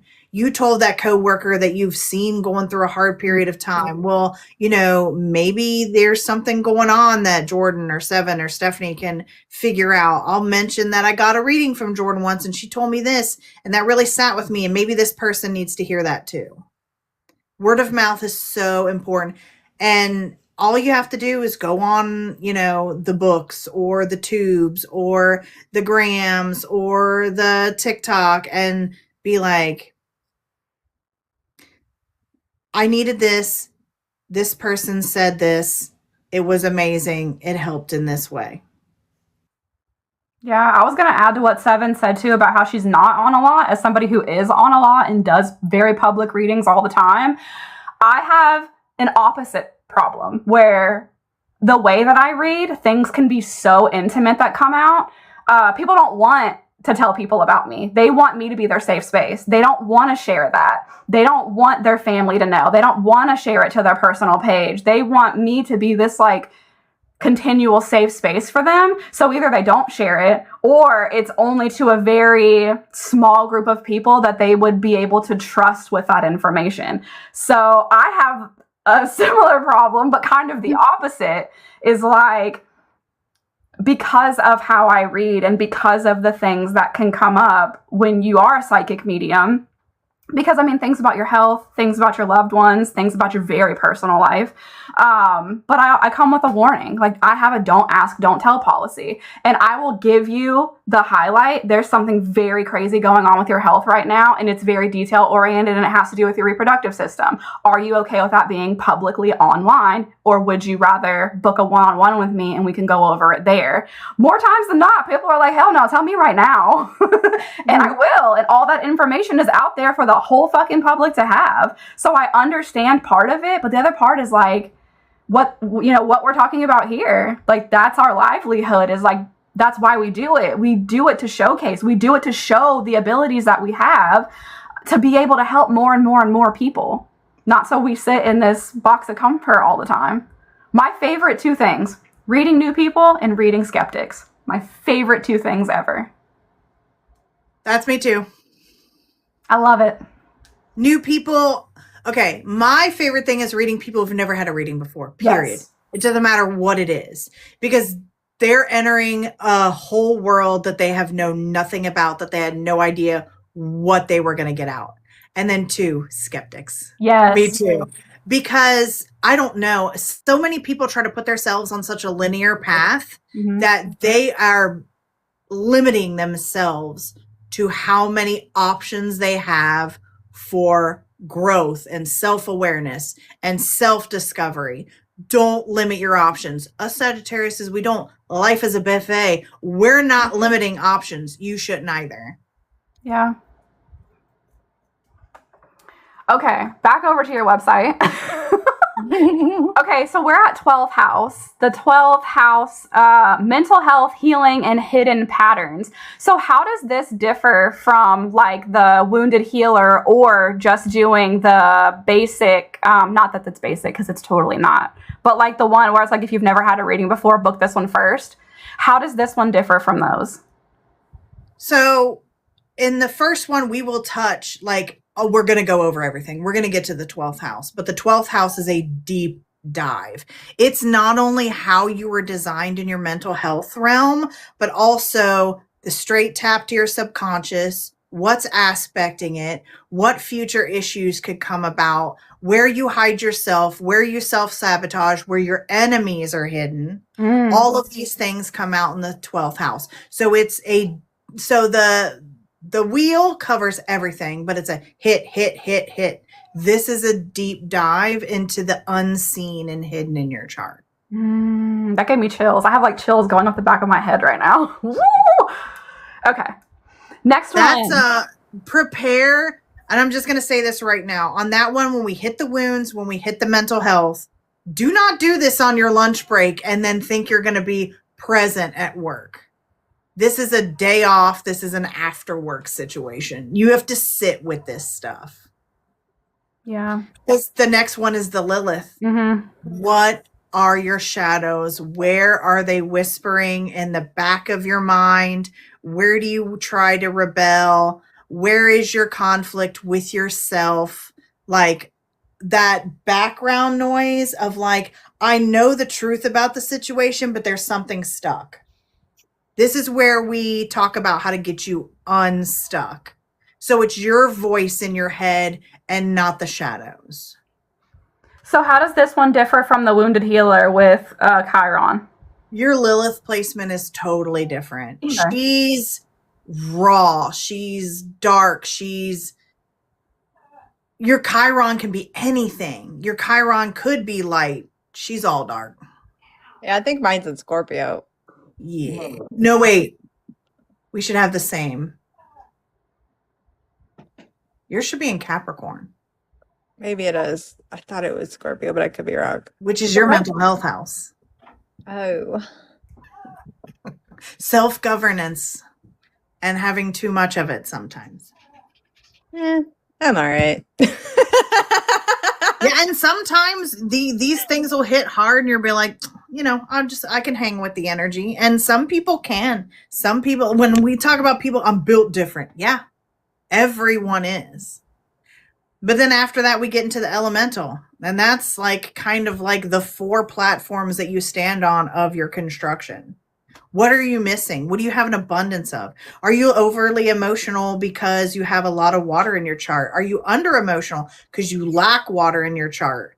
If you lack air in your chart, do you lack proper communication styles? You can even have a stutter sometimes, depending on what's going on in your air charts. Like it comes out very like real and then sometimes like metaphorically in your chart. I have an air starved chart, which means not only do sometimes my brain get jumbled up, but also too, when we talk about the element of air, I literally suck at breathing. Same. Because you have an air star chart too. Yep. Even though you have that airy moon, it's still, the moon is water, right? So sometimes you'll like hold your breath for no reason. Yep. It's supposed to be a voluntary action. Apparently with me, I have to be conscious of my breathing. Yeah, because you're an air rising. So your breath is personal and physical for you. But with the moon there, like the water, that's why you sometimes just hold your breath for no reason. My 12th house is Leo. Oh, God. You are the best and the worst thing that ever happened to your mental health. Leos have a lot of strength over it, but sometimes they use that strength to take on too much to their detriment. That's what a Leo 12th house is to me. And then also self-identifying with your mental health issues is a big thing for Leo in the 12th. But yeah, the elemental is just about like, what is your makeup? How do you function? How do you flow? Do you flow? Are you flowy like fire? Are you flowy like water? Do you burn bridges or do you maintain them because you're connected to the past with your water? And then the next one is the life path. A lot of people are like, am I on the right path? Should I stay on it? I don't know what I want to be when I grow up. Do you see it in my chart? That's all the life path. Like, where are you heading? Where's your karmic pool? What are you denying about your path? And why do you feel like you're not on it? I still don't know what I want to be when I grow up. That's also from a Sagittarius. There's too many options. There's too many options. We could literally be 17 different things and be happy with all of them. Yep. And then the last reading is just like, if you don't know your birth time, but you still want some type of reading and some type of connection, my cards also connect to the astrology. So you may not know your birth time. You may not know your relation to the universe, but I'll pull astrology cards on you. And I'm like, this is how Saturn is affecting you. I don't know your birth chart, but this is how like Saturn came up big for you and it came up with relationships. So you might be a Libra rising with Aries in the 7th house. And this is why relationships are getting more about you than others and yada, yada, yada. So it's kind of like how to get a little bit of astrology if either A, you're not interested in it, or B, you just don't know your birth time with just a straight oracle reading. Okay, now that you've explained everything, from a consumer, so I'm gonna call myself right now, a consumer standpoint, almost all of this stuff is mentioned in that astrology wheel. Because when you were talking about the life path thing, it came up in my reading that you did for the astrological wheel about me being an entrepreneur and social media. Both of those came out. And also something about the spiritual realm, doing something in the spirit. I don't remember exactly. I have to play my reading again, but that it wasn't like a detailed aspect. It was just like, oh, you have this, this, and this. So there's just because you get the astrology wheel does not mean you know everything either. These are deeper dives into very specific things that are touched on in the overall in the astrology wheel. This is a deep dive. Yeah, and like as somebody who didn't know anything about natal charts when I first booked this, and I just booked it because it said if you've never had one, this is perfect. And I was like, okay, well, boom, I booked that one then. Hearing all of this now, I'm so intrigued, and there's so much more that I want to do and so much more that I want to know about myself through my chart. So this is incredible. Like if we're going to talk elemental for you, you got Mars in the first house and an air sign. So when upset, both of you are prone to hyperventilate. Yeah, and that happens to me. Yep. 7 has more control over it because the zodiac signs and the elements also, I would say, have ages, right? So a level of control over that energy. Aquarius is the oldest of the air signs. It has more control over the elements. Libra is the second. So it has less control than Aquarius, but still more than Gemini. This is why Gemini risings can't stop doing this when they're literally not in control. If you see somebody when they're talking, doing all of this, they're probably a Gemini rising. I'm going to drop her. But I'm not a Gemini rising. Brooke, I'm available Monday through Friday, but if you need weekends, message me and I'll see if I can work something out. And I dropped her website again so that you guys will have it right there. It's right there in the comments to go look at her availability too. And then I have a whole section of services. I'll go over it real quick because, like, I feel like I don't see it down there. We are Mercury retrograding this podcast. It's fine. So you can contact me if you ever want any form of astrological counseling. I do not have prices or time frames on there. This would be something that we would work out once a month, once a week, what you want out of it, how deep it goes, and then we figure out price point. This is just basically where we go over. I wouldn't say you need it any more than once a month, but we would figure out some way to meet monthly to specifically go over like patterns and things that you're going through and challenges, relationship, career, anything that you can think of that you might need counseling in. It's a regular counseling session, but with your birth chart as reference. I don't think the websites are showing up in the chat. If you're dropping them down there, I'm not seeing them. You don't see the comment from me on there? Nope. Can anybody else see it in the comments? I don't see it. What the heck? I think TikTok is filtering them out because it's a website. Well, I will post them all to my my actual TikTok. And if you go and follow all three of us have our websites in our descriptions. I do cord cuttings. It's basically a live one-on-one like a reading, but everything is faced on.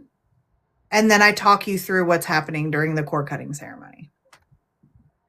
Basic, easy, and then group situations. I do women empowerment workshops, release and renewal workshops, gallery readings. So you get a bunch of girls together and I read everybody in one room. And then guided moon gatherings, which I'm organizing that because that's going to be harder to manage because those will be on very specific days. So I'm still working on the guided moon gatherings. So yeah. Awesome. All right, 7, we're jumping over to you. Me? Yeah. So because it won't let me put it in the... Yes! Thank you, Luna Bella. Okay, so I'll do it that way. It did work. So 7s is this. 7s. Guided. Yeah, do a space in between the dots. I'm gonna. So smart. Go. Okay, genius energy. It might even be easier to reach the Seven's guidance on Facebook and message me that way for a reading. I figured if I put some space, it would work. You're so smart. Can you guys see that one for Seven? Yes. Sweet. Okay, so when you go to Seven's, she has two options. You can schedule a session with her, or she has it directly on her website so that if you want to book a reading while she's live, you do it through her website. So that no one can copy her. Nobody can be out here like, oh, pretending to be her with her picture or anything, because sometimes she is on and off camera when she goes live. Everything she does is through her website. I never thought about someone doing that. What'd you say? I said I never thought about someone trying to do that. Oh, it's happened to me. I figured that's why you did it. That's why I did it. Oh, I'm just projecting onto you then. I'm so sorry. Whoopsie. Okay, so if you click schedule a session with her, she has one option, and it is a interactive message reading, and this is a personal one-on-one interactive reading. Ask questions during your reading and get more detailed answers to what you want to understand. Now, is this like they call you? Is this through message? How does this work? Well, I set that up a while back. I've been meaning to go back and work on my site and add more options and stuff like that. I want to add that. Originally was like an interactive messenger reading.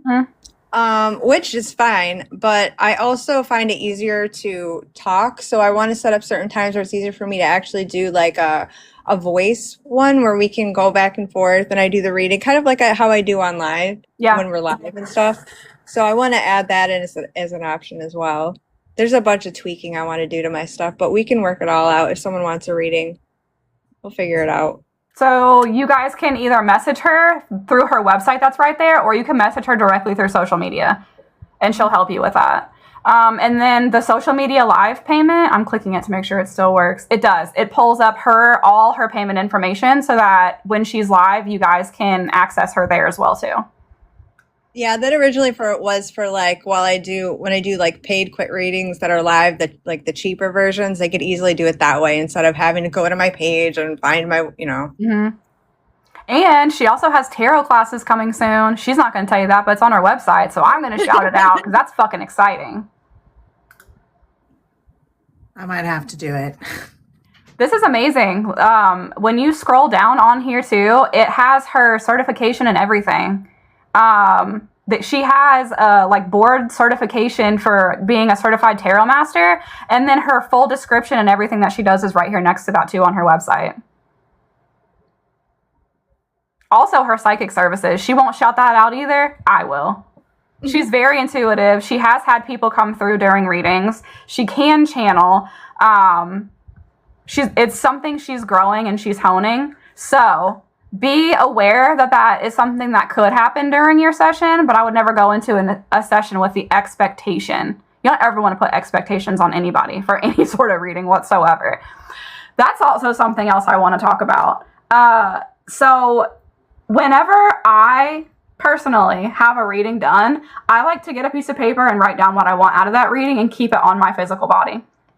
That way, when I go into that reading, my loved ones in spirit, my higher self, my empathic projection, everything about me is saying this is what I want to know in this reading without verbalizing it to whoever is doing the reading for me, so that I can go in as if it's like a general reading, but I know what I want. And if they ask me, is there something that I want? I don't tell them my Meemaw passed away 18 years ago and I really want to hear from her. I'll tell them, yeah, I came because I really wanted a spirit message. I'm really looking forward to hearing from some people today. And I'll leave it at that. I don't tell them who it is. I don't give them any details. So whenever I am doing a reading for someone, I would love that as well. I would love if that was the information that was the energy that is brought into it, especially if you're booking a general session with me and maybe you don't know. You're like, I would like to know about this. I'm not really sure. But also be open to the fact that anything can happen in that reading. Because I am not a singular reader. I'm not just known for doing mediumship. I'm not just known for doing psychic. I could really do some off-the-wall shit, maybe do an aura reading or do a chakra reading, or your past life may come up. I don't fucking know. I don't make the rules. I'm just the bridge between the information and getting it to you, right? I don't get to decide what happens in that reading. However, The way that I do it is like the first half of your reading, I will just openly channel if you don't have something specific you want to know. And then I will ask you if you have any questions, if there was something specific that brought you to me, and the whole rest of your reading will be centered on what it is you wanted if I didn't just naturally come out with it. I want you guys to talk about how you feel with that too. I mean, yours is like you get what you book because your shit's like really detailed on your website. I want it to be detailed. I could be very, very simple because, like you said, anything can come out. Right. If you're like, I want to know about career, but I see a rough transit you're about to go through with your relationships or your physical health, I will bring it up regardless, even if it like segues away from the topic at hand. If it's relevant, I always say it's honoring the craft. If I see it, I say it. Mm-hmm. So anything could segue when it comes to that, because like sometimes, you know, you're hype, like that energy bill is just like, she's coming. I'm worried, like one false move with my money and everything. You get so focused on something, but really like all you need to hear is your finances are going to be fine. Let's talk about your health. Yeah. Or let's talk about whatever. This is the thing that's going to become really, really relevant soon for you. So, I mean, I don't know a single reading I have ever gotten where I didn't ask a specific question and it was that plus more information. Right. And that's with anything.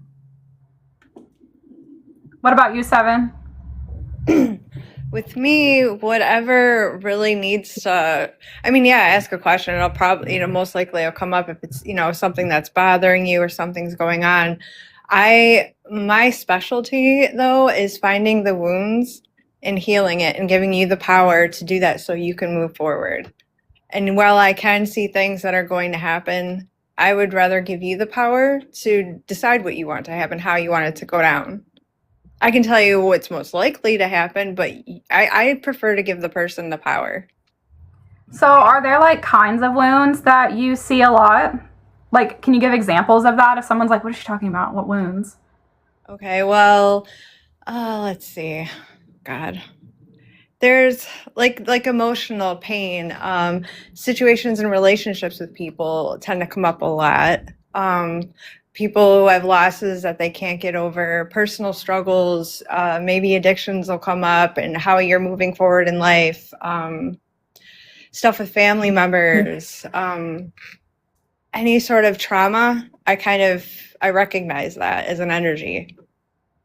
So that is usually what I pick up on. I'll feel it. I feel good stuff too, don't get me wrong. I will, you get all. Oh, you got muted. I wonder if she got a phone call. She really does, That's happened to me a long time. Because not long ago, we were on this exact podcast a couple weeks back, and she did a reading for someone, and she was like, I want this guy, because it was such a good reading, and they were like going to be such a positive influence, and their love language was so beautiful, and she was able to see like so deeply into it, and she made the funny joke, like, well, if you don't want him, I do. Sorry, my son called me. Cut me right off. Yeah, even though, like she said, she can see shadow and she reads those things and she sees the wounds and reads them, she can equally see all the good shit happening too. So don't count her out because maybe you don't have like some crazy shit going on in your life. She can read the positive just as well as she can read the wound. Absolutely. And also be open, because I think sometimes people get really comfortable with their wounds to the point where they don't realize that that's what's hurting them or holding them back. So just be open-minded about some of the things that we say. Not everything that is negative is like the end of the world, but just a shift in perspective on your wounds can change a lot in how you function and go forward. And not just that, too, even stuff like job related. Say somebody is trying to go for this job and it's a struggle or something, right? That may not be like a typical wound, but like the person might be seeing it like they need to have that for that feeling of status or whatever it is, you know what I mean? It's not doesn't have to be that. There's a wound there that makes you feel like if you don't get that, then, or life's maybe you're being, redirected by the universe to take a different job that's coming along. And I'll see something like that. You know what I mean? Mm-hmm. I also want to talk about that. I want to talk about the predictive aspect of doing readings and like channeling and stuff. Seven and I were talking about this earlier today and a couple of days ago too. And we were talking about, and we've talked about it on the podcast before, markers during predictions, and how as readers, we're not telling you what to do. We're giving you the markers to look for something that's going to happen. So if we can see, like she was talking about the whole career thing, if we can see that there's a promotion coming for you in the future, but the promotion is also connected to maybe somebody's going to retire, or you're just going to be thrusted into this position because somebody gets fired or some crazy things happens, and you don't want that fucking promotion, but that fucking person got fired. So it looks like that shit's going to happen that way. And it looks like the reader was able to easily predict your life. I want Seven to take over now and tell you what she did, because that is not what we're trying to tell you. When we're giving you this information, we can see the path that you're on right now, but you can always influence these things and you can always change them. Mm-hmm. And also there's people that are hyper focused on having like all this money and they're in an area of work that I can see they're not meant to be in. Right. But they feel like so strongly that and maybe, you know what, because they feel so strongly about it, maybe they do in order to learn the lesson that that's not the job for them. Mm-hmm. That's not where they're supposed to be in life. But I can see that, and I can explain that to them and give them, say, listen, I see this. I've seen it, people do it with relationships too. They're aware of all these things, but they're not ready yet to make the move that they know they need to make. I'll give the support in that and explain to them, what I see. But in the end of the day, it's on them to do whatever with whatever. They have to follow their gut. It's their journey. Right. I can only tell you what I see and what I'm feeling. And usually, they'll validate it. You're right. I shouldn't be with this person. This is going on. But they're not ready to leave yet. And that's okay. Mm-hmm. Yeah, like across the board. Like as soon as I have a female Virgo as a client, Virgo women specifically tend to gravitate toward high stress environments for jobs. And that's the last thing that they should do, because they internalize stress. Just because you can handle it doesn't mean that you necessarily should. But whether or not you get out of a high stress environment and choose something better for you, or whether or not you feel like internalizing stress is your wheelhouse, is ultimately up to you. Sorry, Delilah joined the live. It's okay. She's so cute. She's a pleasant distraction. She's needy right now. She's a little happy baby, loving on her mama. Oh, she's so pretty. Look at her little face. She's so cute. It's true though, like, for me, like when I do readings and I'm like, there's this thing coming up, like I was going to use Seven, and I'm still going to use Seven because she's right here and she can talk about her experience with it. There was a monumental moment that happened in her life that I was able to also kind of predict and give her a little warning about. Not because she needed to do anything, she just needed to be aware of it so that she could maneuver through however she saw fit, not how I was going to tell her to do anything, right? Because it's not about me, it's about her. It's about her life and her being in control of her life, right? And then there was a follow-up reading that I did where I saw all this stuff about moving. And I was like, I see this place, and then like right across from there is this house, and this is where I can see you guys moving in there. And it's like, I gave her this whole detailed reading, and all of that shit came to be, except for the part where she moved. And I'm going to let her tell you guys why. Oh, because I didn't want it. That's not what I wanted. I wanted to stay where I was. And I made that happen through my own manifestation gifts. Right. She didn't come book another reading with me. Was right. And I could have. That was a direction I could have taken. Mm-hmm. And I was able to tell her even more into the future with that. If you move here, this is why I see this being a potential good opportunity for you guys. Here's the problems that I also see with you moving here. to give her all of the pieces for her to make her own decision, not for her to come back and go, oh my God, I found it. Here's the place. This is exactly what you said, exactly across from here, exactly the address, exactly the time that you said it was going to happen. I went and applied for it. Why? Did you feel like you were supposed to do that? Or did you get the reading and then base your whole life off of that reading when maybe you weren't being called to do that? It's just letting you know you're on the right path because this thing was brought in for you. Mm-hmm. And you always have to trust yourself. Like Seven said, I didn't want to move there. It would have been cool. The opportunity was definitely there. Me as my own individual outside of that reading and outside of all of that, me as my own person, I wanted to stay where I was at. And I did, even though the opportunity was there. And you gave me the time beforehand because I was aware that it was coming to manifest what I wanted. And also, too, when you're a fixed sign, fixed is literally controlled. And an air sign is communication and thought. If Seven sets her mind to it and she wants it, she gets it. Mm-hmm. All of her angular houses, the strongest houses in her chart are ruled by fixed sign. If she wants it, she gets it. And for herself and Aquarius, it's control and fixed in thought.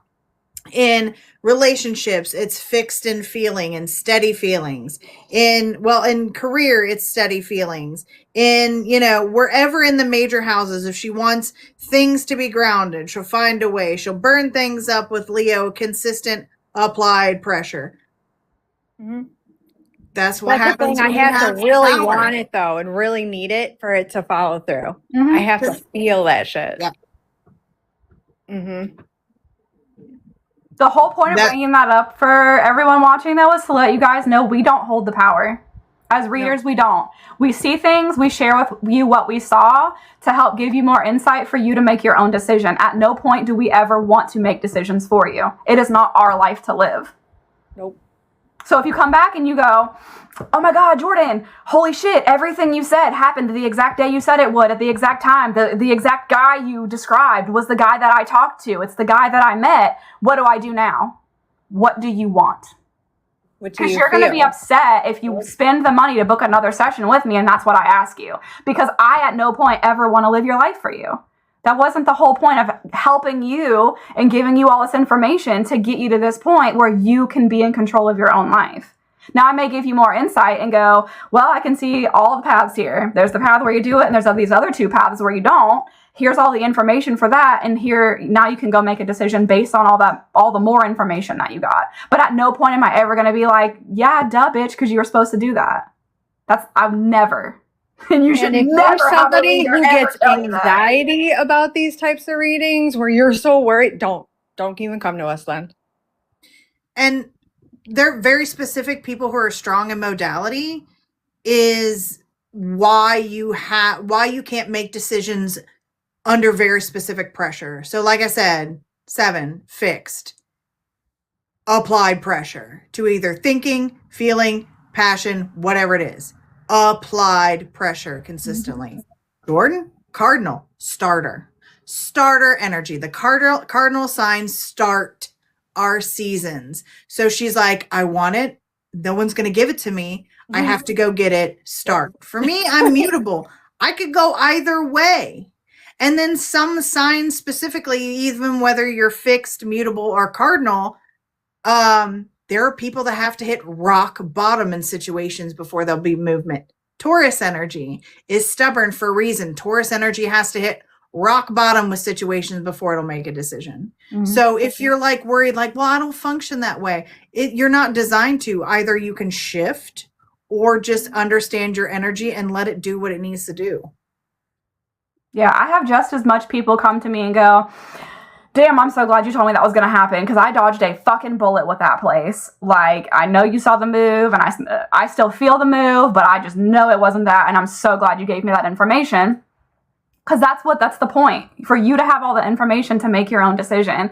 And I have an equal amount of people who come back to me frantically like, oh my God, it's happening. Is this what you were talking about? Is this what my loved ones want me to do? Is this my path forward? Is this my path out of the life I'm living right now? No, it's a marker. You have to learn to trust yourself. Exactly. Are you choices? Right. Are you already on that path to get the fuck out of wherever you are right now to make the right choice moving forward?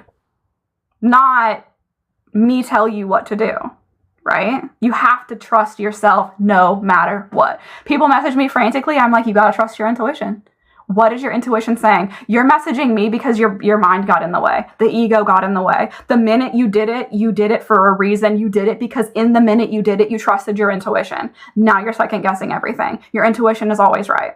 Trust the first thing. Our brains can be the worst thing for our intuition. We can talk ourselves mentally out of what we know needs to be done. Don't overthink it. Trust your no. Mm-hmm.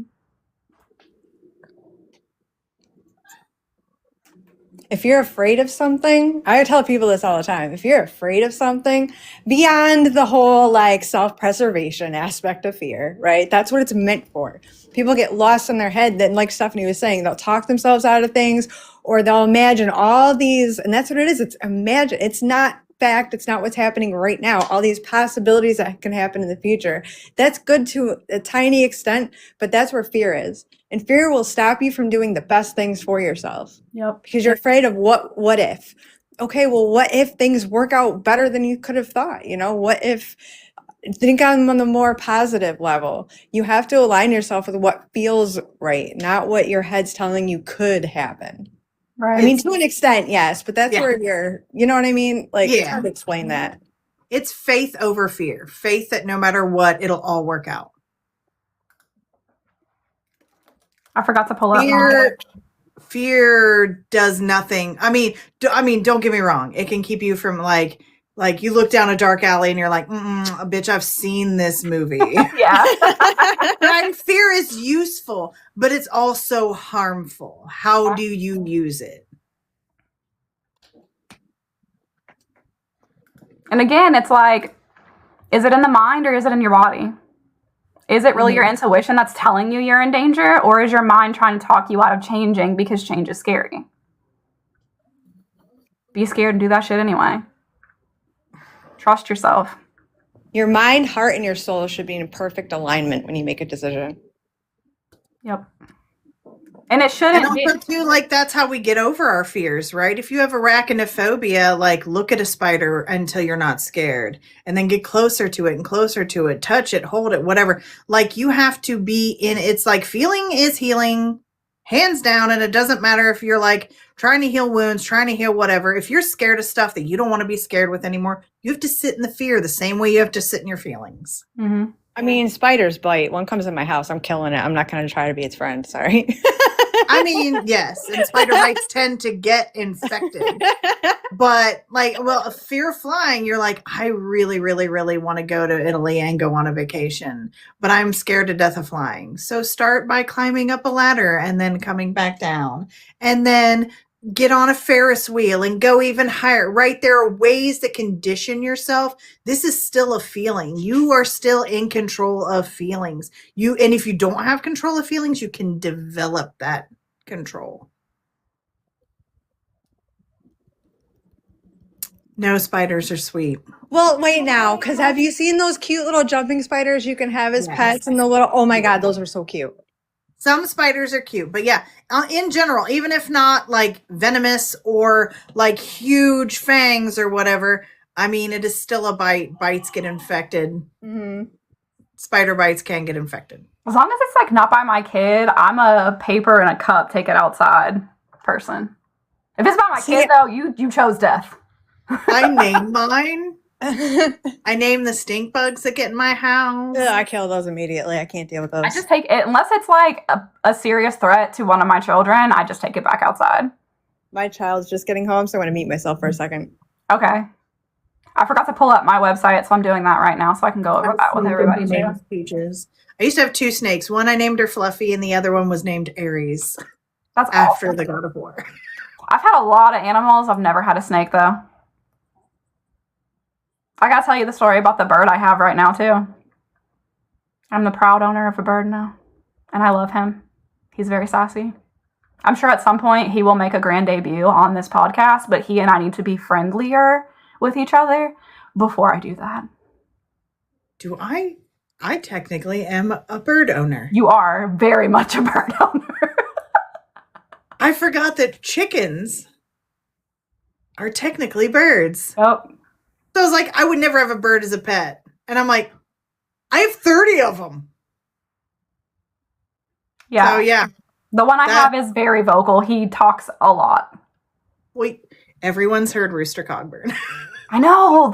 I wonder if like my It's getting late. He's going to roost now. When we do the lates, he gets quieter in the evening. Now, if we were going to go back to our 11 o'clock, noons, whatever, cock-a-doodle-doo. we might have to just so we can have him showcase his glorious caw for us all. I don't even know if that's what it's called. Probably not, but that's what we're going to call it right now. I call it a caw or a crow or I don't know. Sometimes it's just a crow. Yeah. Yes, I was like, holy crap. I was going to say I couldn't own a bird. And I'm like, bitch, you do. You own a lot of birds. You got way more than I do. I got one. And technically now I have one in the house. Yeah. Never thought I'd just have a chicken in a dog crate in my house. Yep. But here we are. This is my life now. How are the This cats? is where even though I see the path, things stray from the path. True. Ooh, we're getting to your website now? Yes, I just pulled it up because I'd forgotten to do it.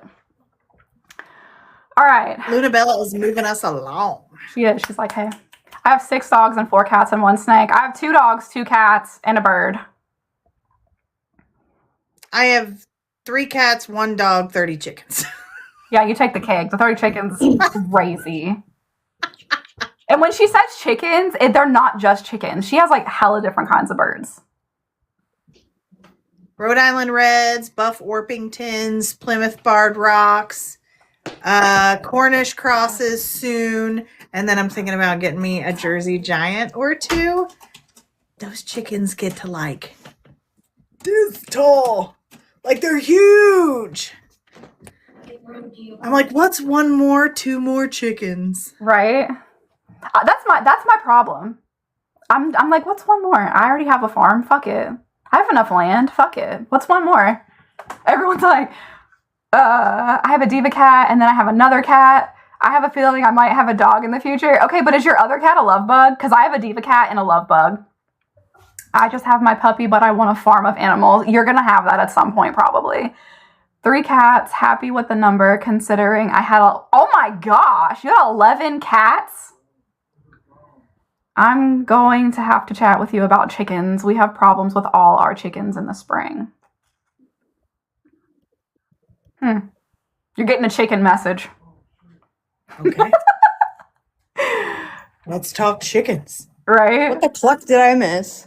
With the Chicken cluck. talk. We've suddenly made the podcast chicken talk. Somebody said they had a Gotcha. snake. I brought up a bird. They got onto chickens. My Mimi is the diva. I have a feeling she'll kick me out if another animal comes along. I want a farm. I want to rescue animals. Brooke, I could never. I'm a rescue fail. I've tried. I failed every time, so I have so many animals right now. They all keep Ashley, dying. we That's just awful. lost one of our egg layers for no reason. Sometimes that just happens with chickens. It could be a pH thing. It could be a temperature thing. We always keep a rooster in with our egg layers, our girls, because the pecking order, that's why it's called that. They will kill each other. So keeping one rooster in with your chickens can help there stop being so many violent hen fights if that's the situation. And sometimes, honestly, it's just chickens can be the hardiest and the weakest animals ever. I think Wait, all is that hers for were, they're like, getting 86. laid type of thing? No pun intended. Yes. What'd you say, Jordan? I don't know. I'm sorry. Oh, wait. I said I think they were baby chicks. She kept losing. She was trying to start the chickens, and she kept losing her baby Oh. chicks. Temperature is so important. This is why I go to a hatchery to get my chicks, because hatching your own is so hard because so many things can go wrong. Ordered new chicks 3 times and they all died within 2 weeks. We had chickens before too. What breed are you getting?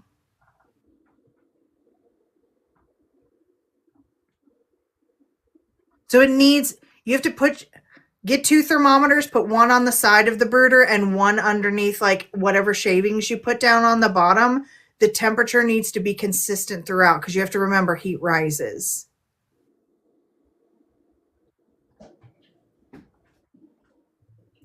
I'm sorry. We just did chicken talk. Plymouths. Oh, yeah. Oh, so they're pretty hardy, but temperature is super important. Just message me. Just message me. We'll do Plymouth, chicken talk after. Dude, you totally should start doing lives like personally, just like called What the Cluck, and just give the rundown on the chickens and birth charts and chickens, bitches.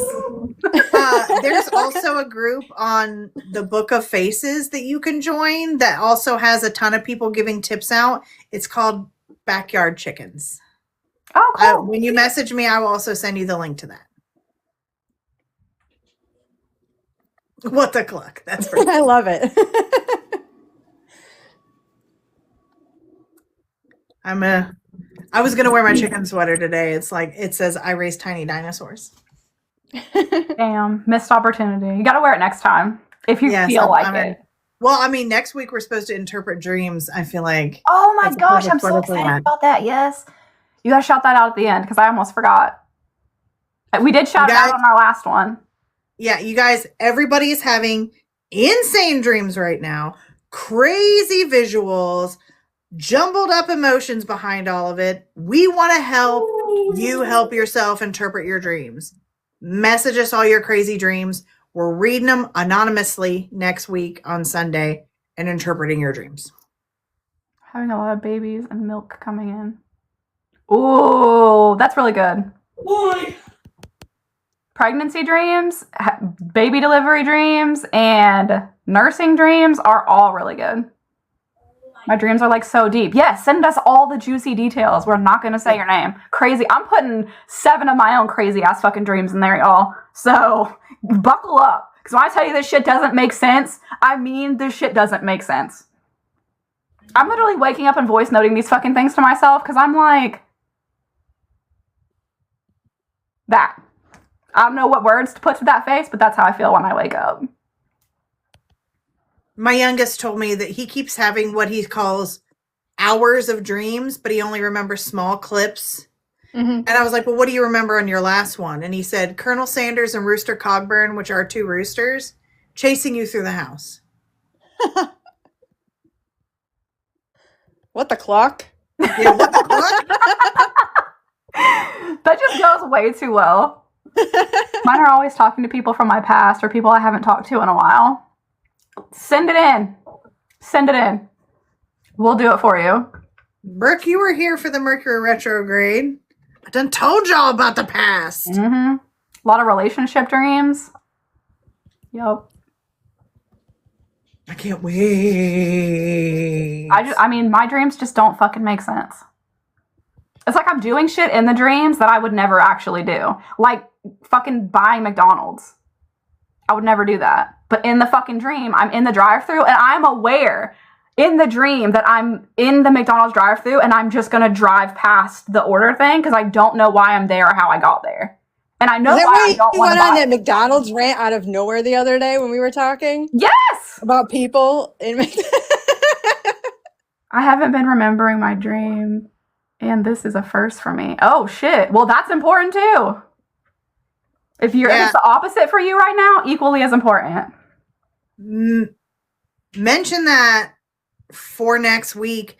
But also, if you want to start remembering, you have to have a very specific intention and ask to be able to remember and get clear images in your dreams before you go to bed, if you're struggling.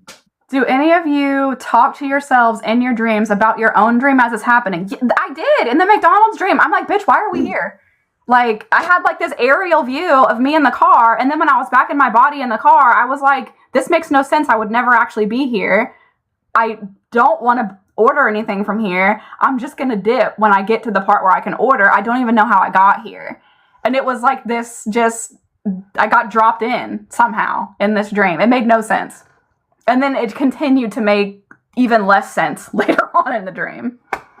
Yeah, most of my dreams are very lucid right now too. That's why we're doing this. It's going to be so fun.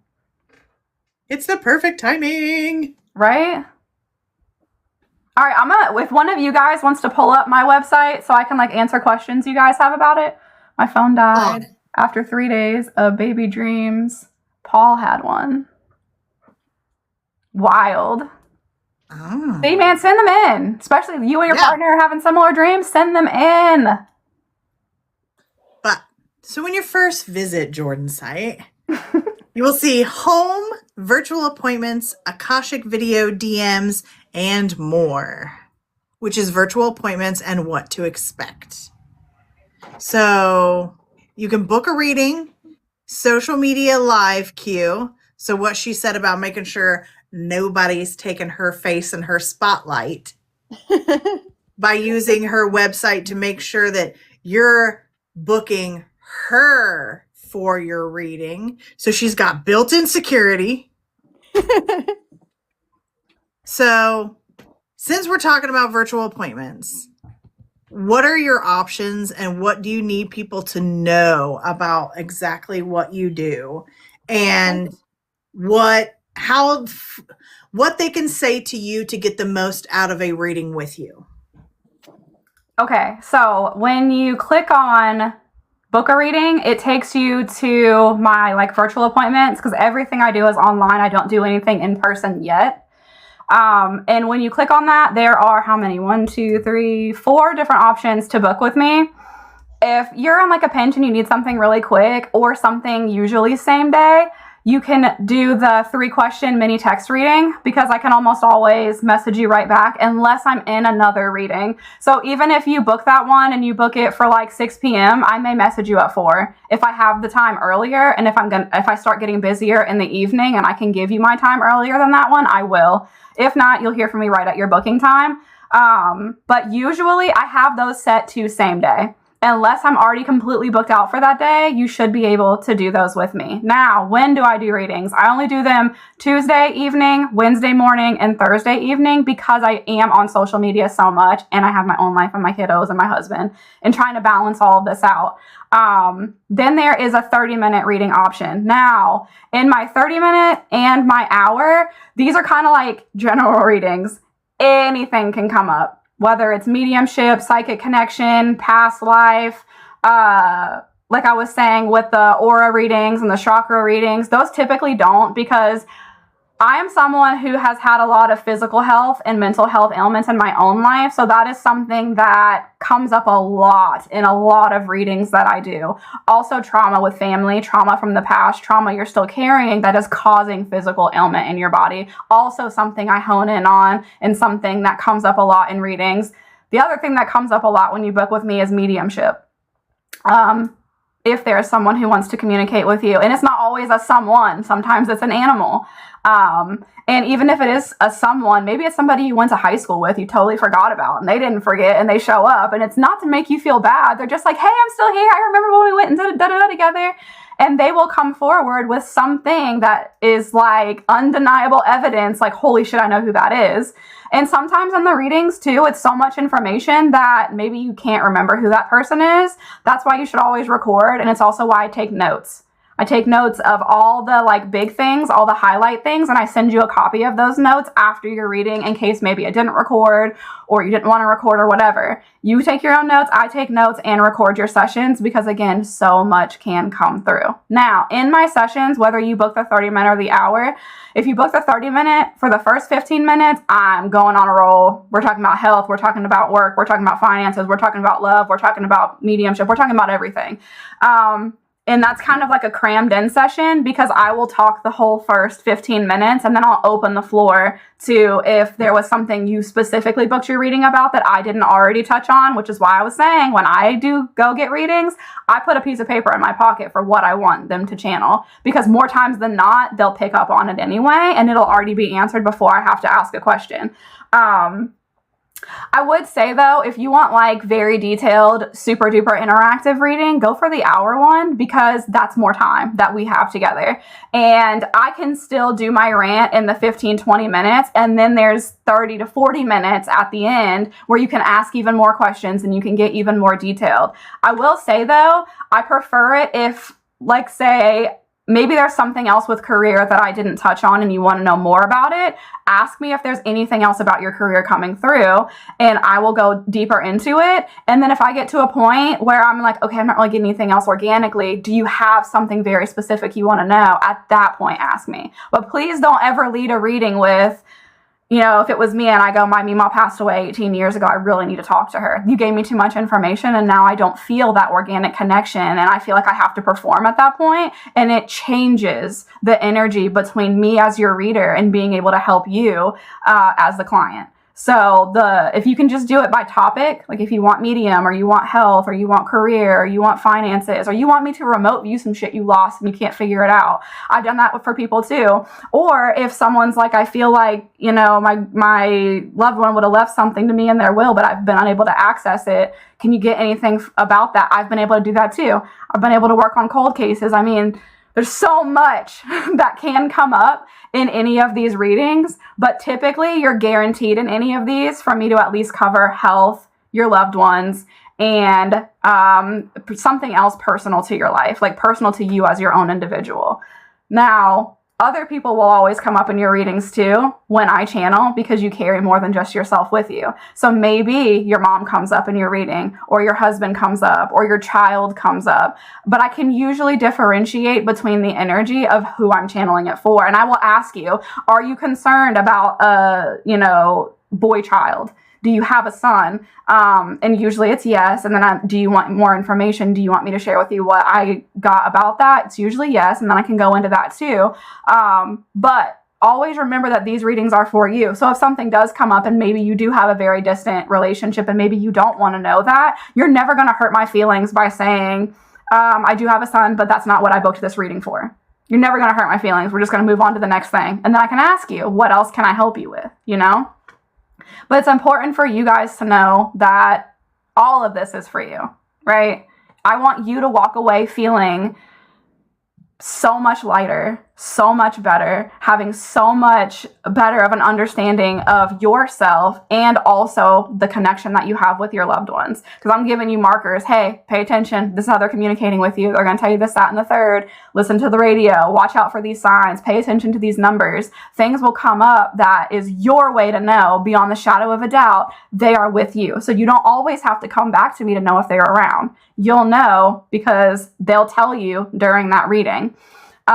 Then I have the Akashic Video DM, and that is basically the blueprint to your entire soul. It is your soul's origin, your starseed, your past lives, trauma you're carrying in this life. There is so much detail that goes into the Akashic Video DM. And because there's so much detail in it, it would probably take me 4 hours to sit down and do a one-on-one with someone about this.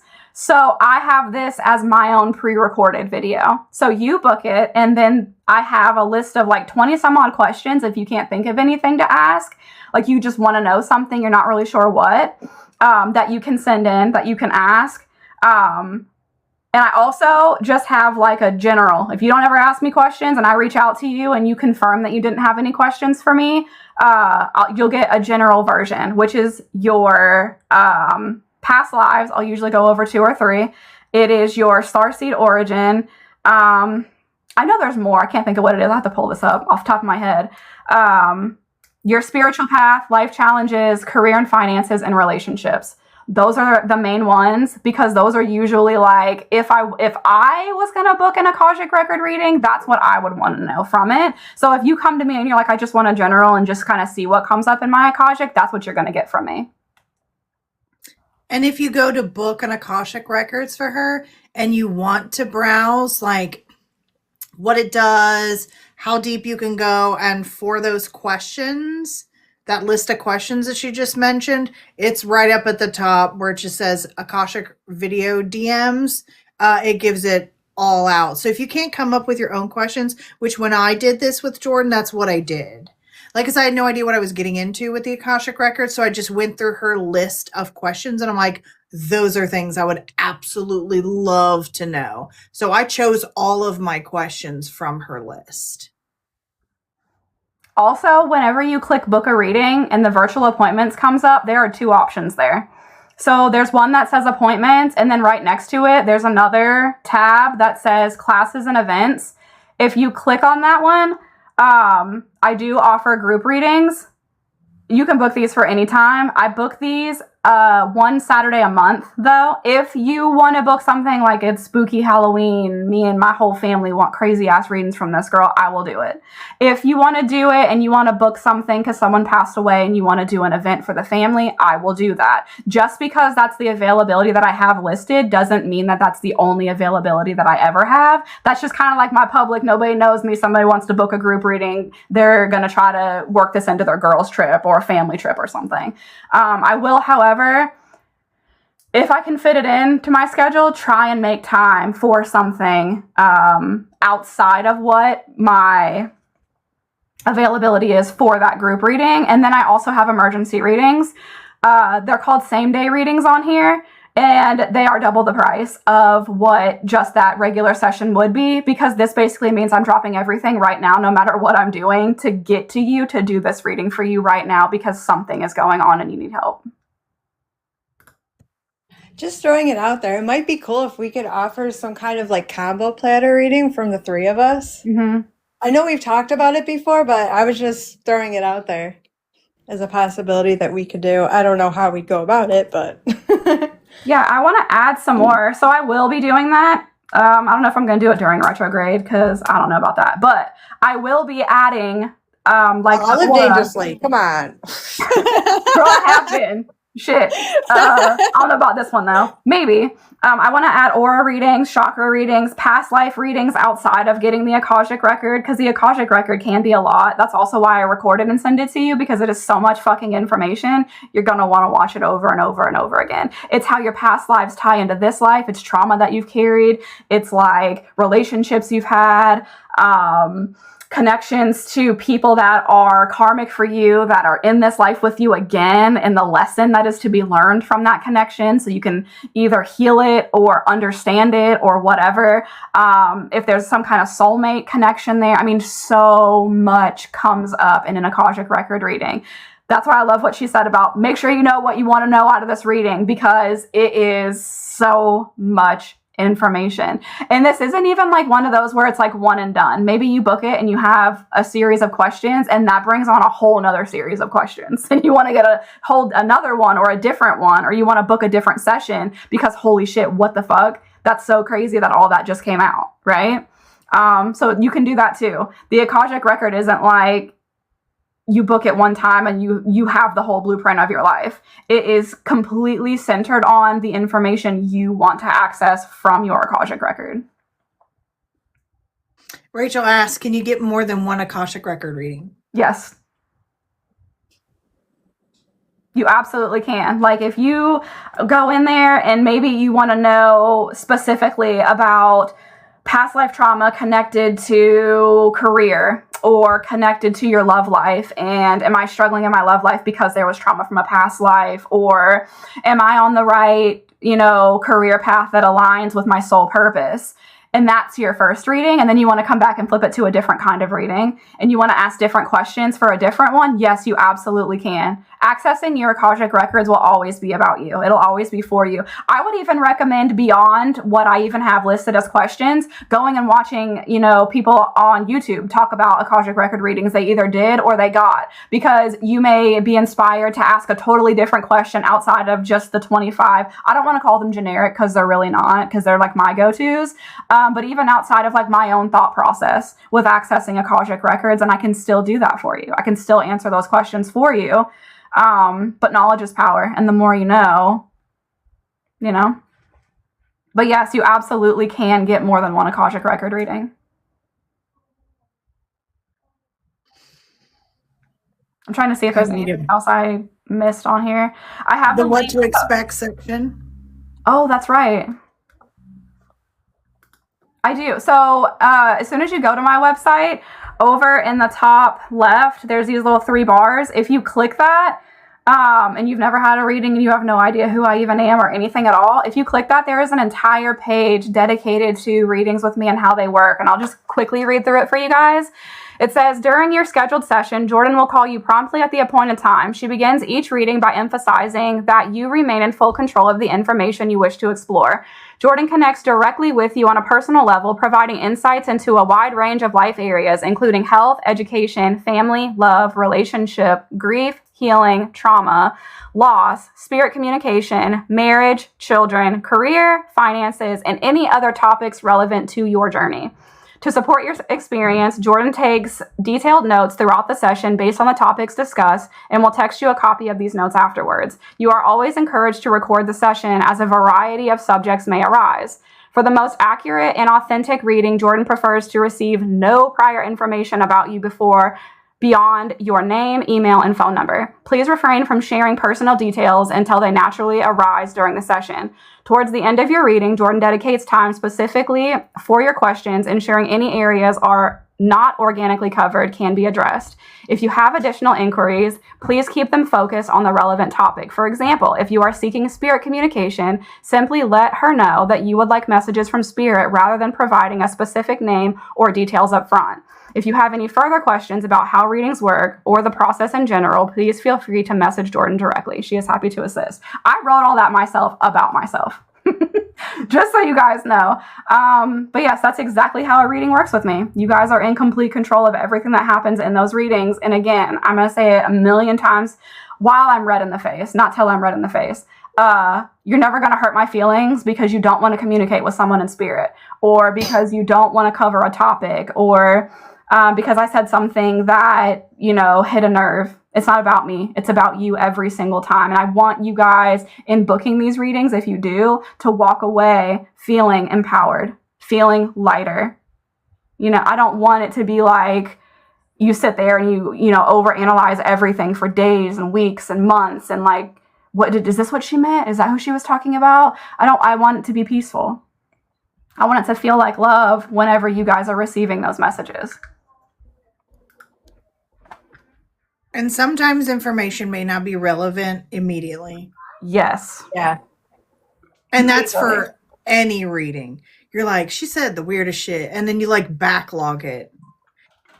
It could end up being relevant. Yeah. Very relevant in the near future. Mm-hmm. That was something Maybe not even near future. I've read for people that shit happens years after the fact. Yeah. Mm-hmm. That's what I was just about to say. I've learned doing this for so long that my usual timeline is a year out. Usual, not always. So if I'm doing a prediction or something and I'm like, oh man, I see this like big life event, whether you're moving or having a baby or like something that actually will completely change your life, usually I see those things a year out. Thank you, Lunabella.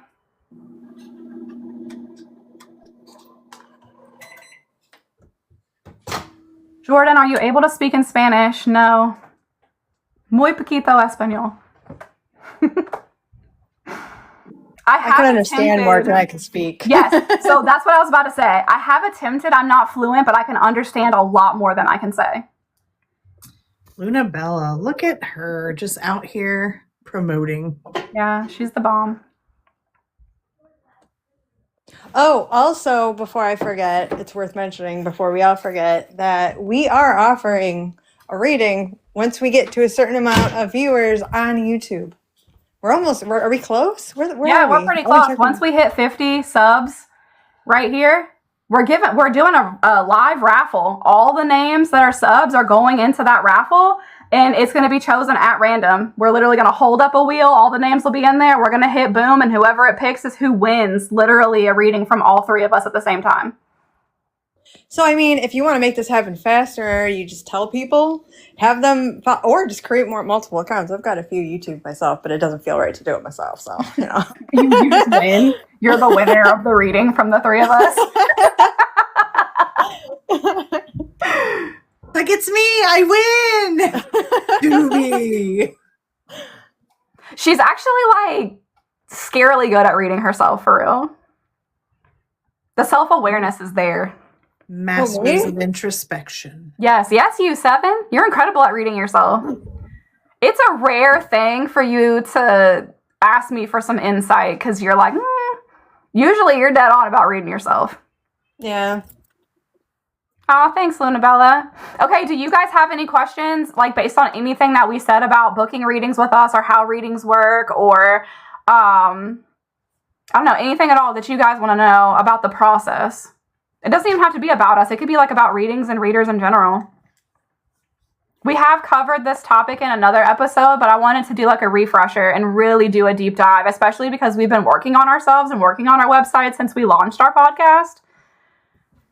So I wanted to do interview us, ask us questions. Yeah. While people are getting their questions together, I skipped something on purpose because of that stupid money thing that I have. Oh. But I have a special offer right now. And I didn't want to say it because of how fucking expensive it is. But it's actually a discount. It is a 20% discount on a year's worth of readings. Meeting once a month. And it's about aligning yourself and living in alignment with the universe. And it starts soon because we're almost to Aries season. So we meet once a month right before the sun moves into Aries, then Taurus, then Gemini, yada, yada, yada. And it's solely focused on that area of your life and how to get in alignment with the natural flows of the universe. And it sounds insane, but I've broken it down into 4 payments. So it's $624, 4 times a year, or 4 times during the year. It'll be $146 on March 20th, June 21st, September 22nd, and December 21st. So it's Aries season to Aries season. Astrologer New Year's are the first day of Aries season. So it's this, like the last week of March, all the way until next year's last week of March. We meet once a month, do a full reading, talk about where you need to align, where you need to flow, what's happening, and how to match those natural rhythms. Hell yeah. That's awesome, dude. That's like cheaper than my car insurance. I'm over here like, shit. I might need to get on that. And the fact that you have a payment plan for it. What? I know that that's like a lot to hit somebody. So I just went like per 3 months in sections. That way, they know it's coming. They know the time periods. There's the dates around where payment will be due. And then you pay for 3 months and end of March, we're going to do, end of April, we're going to do, end of, May, we're going to meet. And then we're just going to talk about all things Aries, all things Taurus, all things Gemini. Okay, and where each flow happens. I'm going to tell y'all really why to book this. Because if you do the check-in for the month, it's $70. If you times that by 12, that's $840. So she is already majorly discounting this, doing it for the $600. And then there's a payment plan for it. It makes even more sense.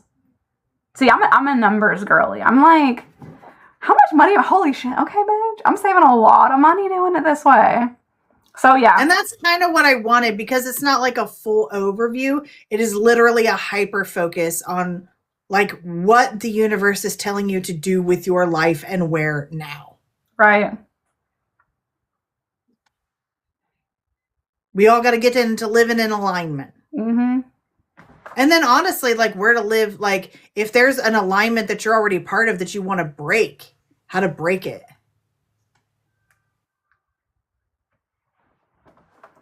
I'm still here. I'm just stuffing my face. I didn't want everyone to hear me crunching. I'm about I to got go eat hungry. too, and I need to potty break so bad. But I didn't see anybody ask any questions, so this is y'all's reminder. Send in your crazy dreams. You just message them to one of the 3 of us, and we will analyze those anonymously. We will not say your name. We will read your dream, and we will analyze those anonymously for you guys. And send them in soon because if we have questions, we don't want to be like, we know who they're going to be from, but we're not going to say your name. Mm-hmm. We don't want to mess up and be like, I need you to clarify. Was this the feeling surrounding? We want to get a clear picture of the dreams beforehand for proper analysis. Mm-hmm. It's going to be so fun. I'm excited. I'm excited to find out why the hell I was at McDonald's. I think I know. That is only like a quarter of what the fuck that was happening in that dream. That shit made no sense. We're going to have to look at the whole thing. Oh, yeah. I'm going to tell you the whole thing. Awesome. But I just cannot make sense of it at all. And remember when you're typing out your dreams, don't change wording to make it sound right. Exactly the feeling, exactly the words. If you stumbled over a word in a dream, something was spelled wrong while you were reading it in a dream, which, by the way, at that point, it's not a dream, it's a message. And all of these, like, make sure it stays true to exactly how it, don't change the expression of the dream. Yeah. Here's another part of that dream, just because it was so fucking weird. My Meemaw was a lesbian. She was with my Noni.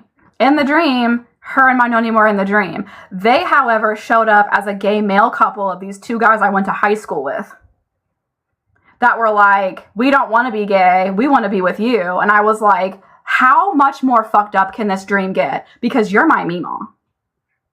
And I was thinking to myself in this dream, how much more fucked up can this get? Like, wake up, bitch. And then there was also a part of the dream that my daughter kept telling me she was hungry. And it was after the fucking McDonald's thing. And I was just like, why is she in this dream? What the fuck is going on? What is happening?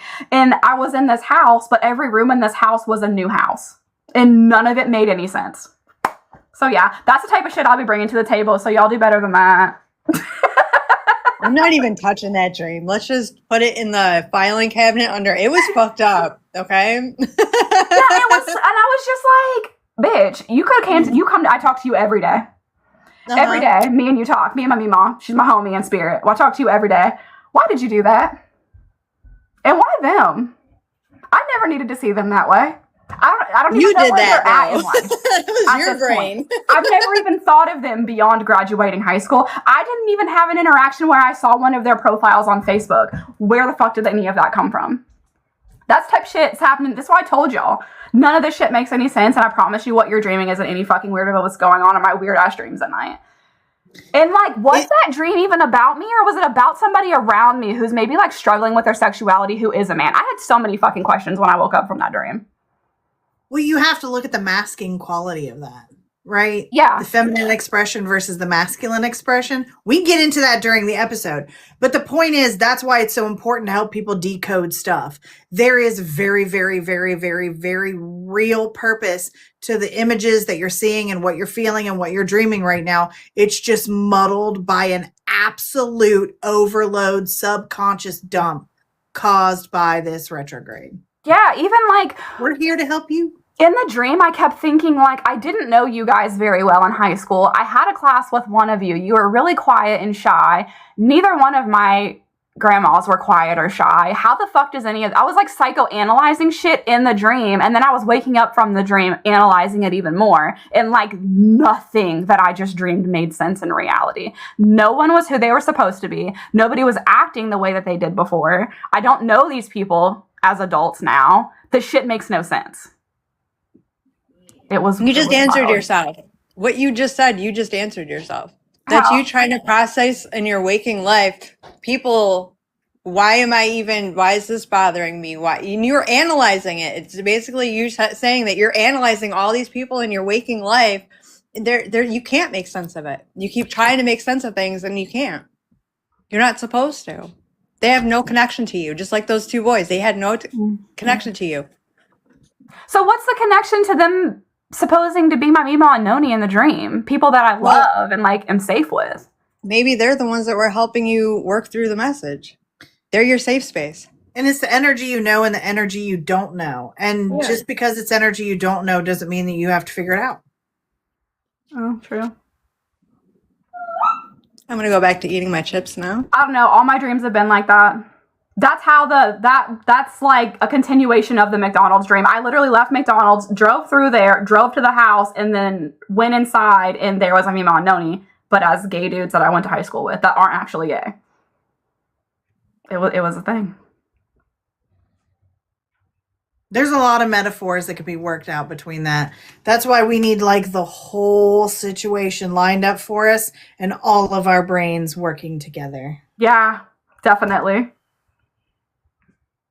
Because my brain wasn't even going to try to I woke up and told my husband about that, and he was like, it's just a dream. He wasn't even going to touch it either. And usually he's really good about being like, oh, that's probably this, and you're probably processing that, and oh, you're not even processing shit for yourself. You're processing for somebody else. That's totally this person. He couldn't even touch that shit. And I was like, it doesn't. I will say, some of that may not be for you, because I've noticed a trend with all of this. People are reaching out, and especially in their sleep, energetically to their safe spaces, or like, the past too, without even realizing it during this retrograde. Yeah. And see, it's becoming stronger, and the turnover is faster now that Mars is in Pisces. Yeah, and like usually, like how I said, like, is this another male in my life who's maybe uncomfortable with sharing their sexuality? When I get the right answer, it goes away. I've asked a million fucking questions to this point, and it hasn't gone away. I haven't figured it out yet. And maybe I'm not supposed to, and sometimes I'll just give up if I'm a month into it and I don't figure it out, and that's fine. It wasn't meant for me to figure out. Maybe I just needed an awareness of the energy, and that's fine too. But yeah, and this was like beginning of, what month are we in? March. So it was like the last week of February I had that dream. Right when Mercury is about to station retrograde. Yep. That's literally how all the dreams I'm going to be bringing to the table are, though. So we're going to have fun with this. None of them make any sense. I'm definitely excited. I got to write this other one down, too, so I don't forget, because that one made me remember this one. This one I know is about me, because I already figured some of it out. And I might have even figured the whole thing out, but I still want to throw it at y'all.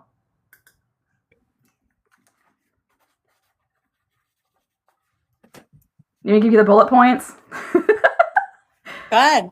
So I was on a flight with my mom and my son. The flight crashed. The plane turned into a floating house. Kind of like, what's the movie where he has like the balloons connected to the top of his house? Yes. It was a house like that. And then one of those big giant like holes started in the water, and it sucked half the house down. And I was screaming at my son to not go away from me because he couldn't swim through the current and I couldn't either. And I, like, in the dream, somehow had superpowers and, like, sucked him right to me. So we would be on the same part of the house so it wouldn't get sucked away. And somehow knew my mom was going to be okay on this other part of the house, even though it wasn't connected to the main house anymore. And then there was, like, all these sharks and shit in the water. And then there was, like, a tornado off in the distance. And, like, all this crazy, like, water element, heavy emotion shit was happening. And then with the air too, and like all this destruction, and the house kept getting torn apart over and over again, and somehow I was able to still keep us all together even though the house was getting torn apart. It was crazy. And then like it was weird too, because they were supposed to be sharks in the dream, and I knew logically they were sharks, but they were actually alligators in the water.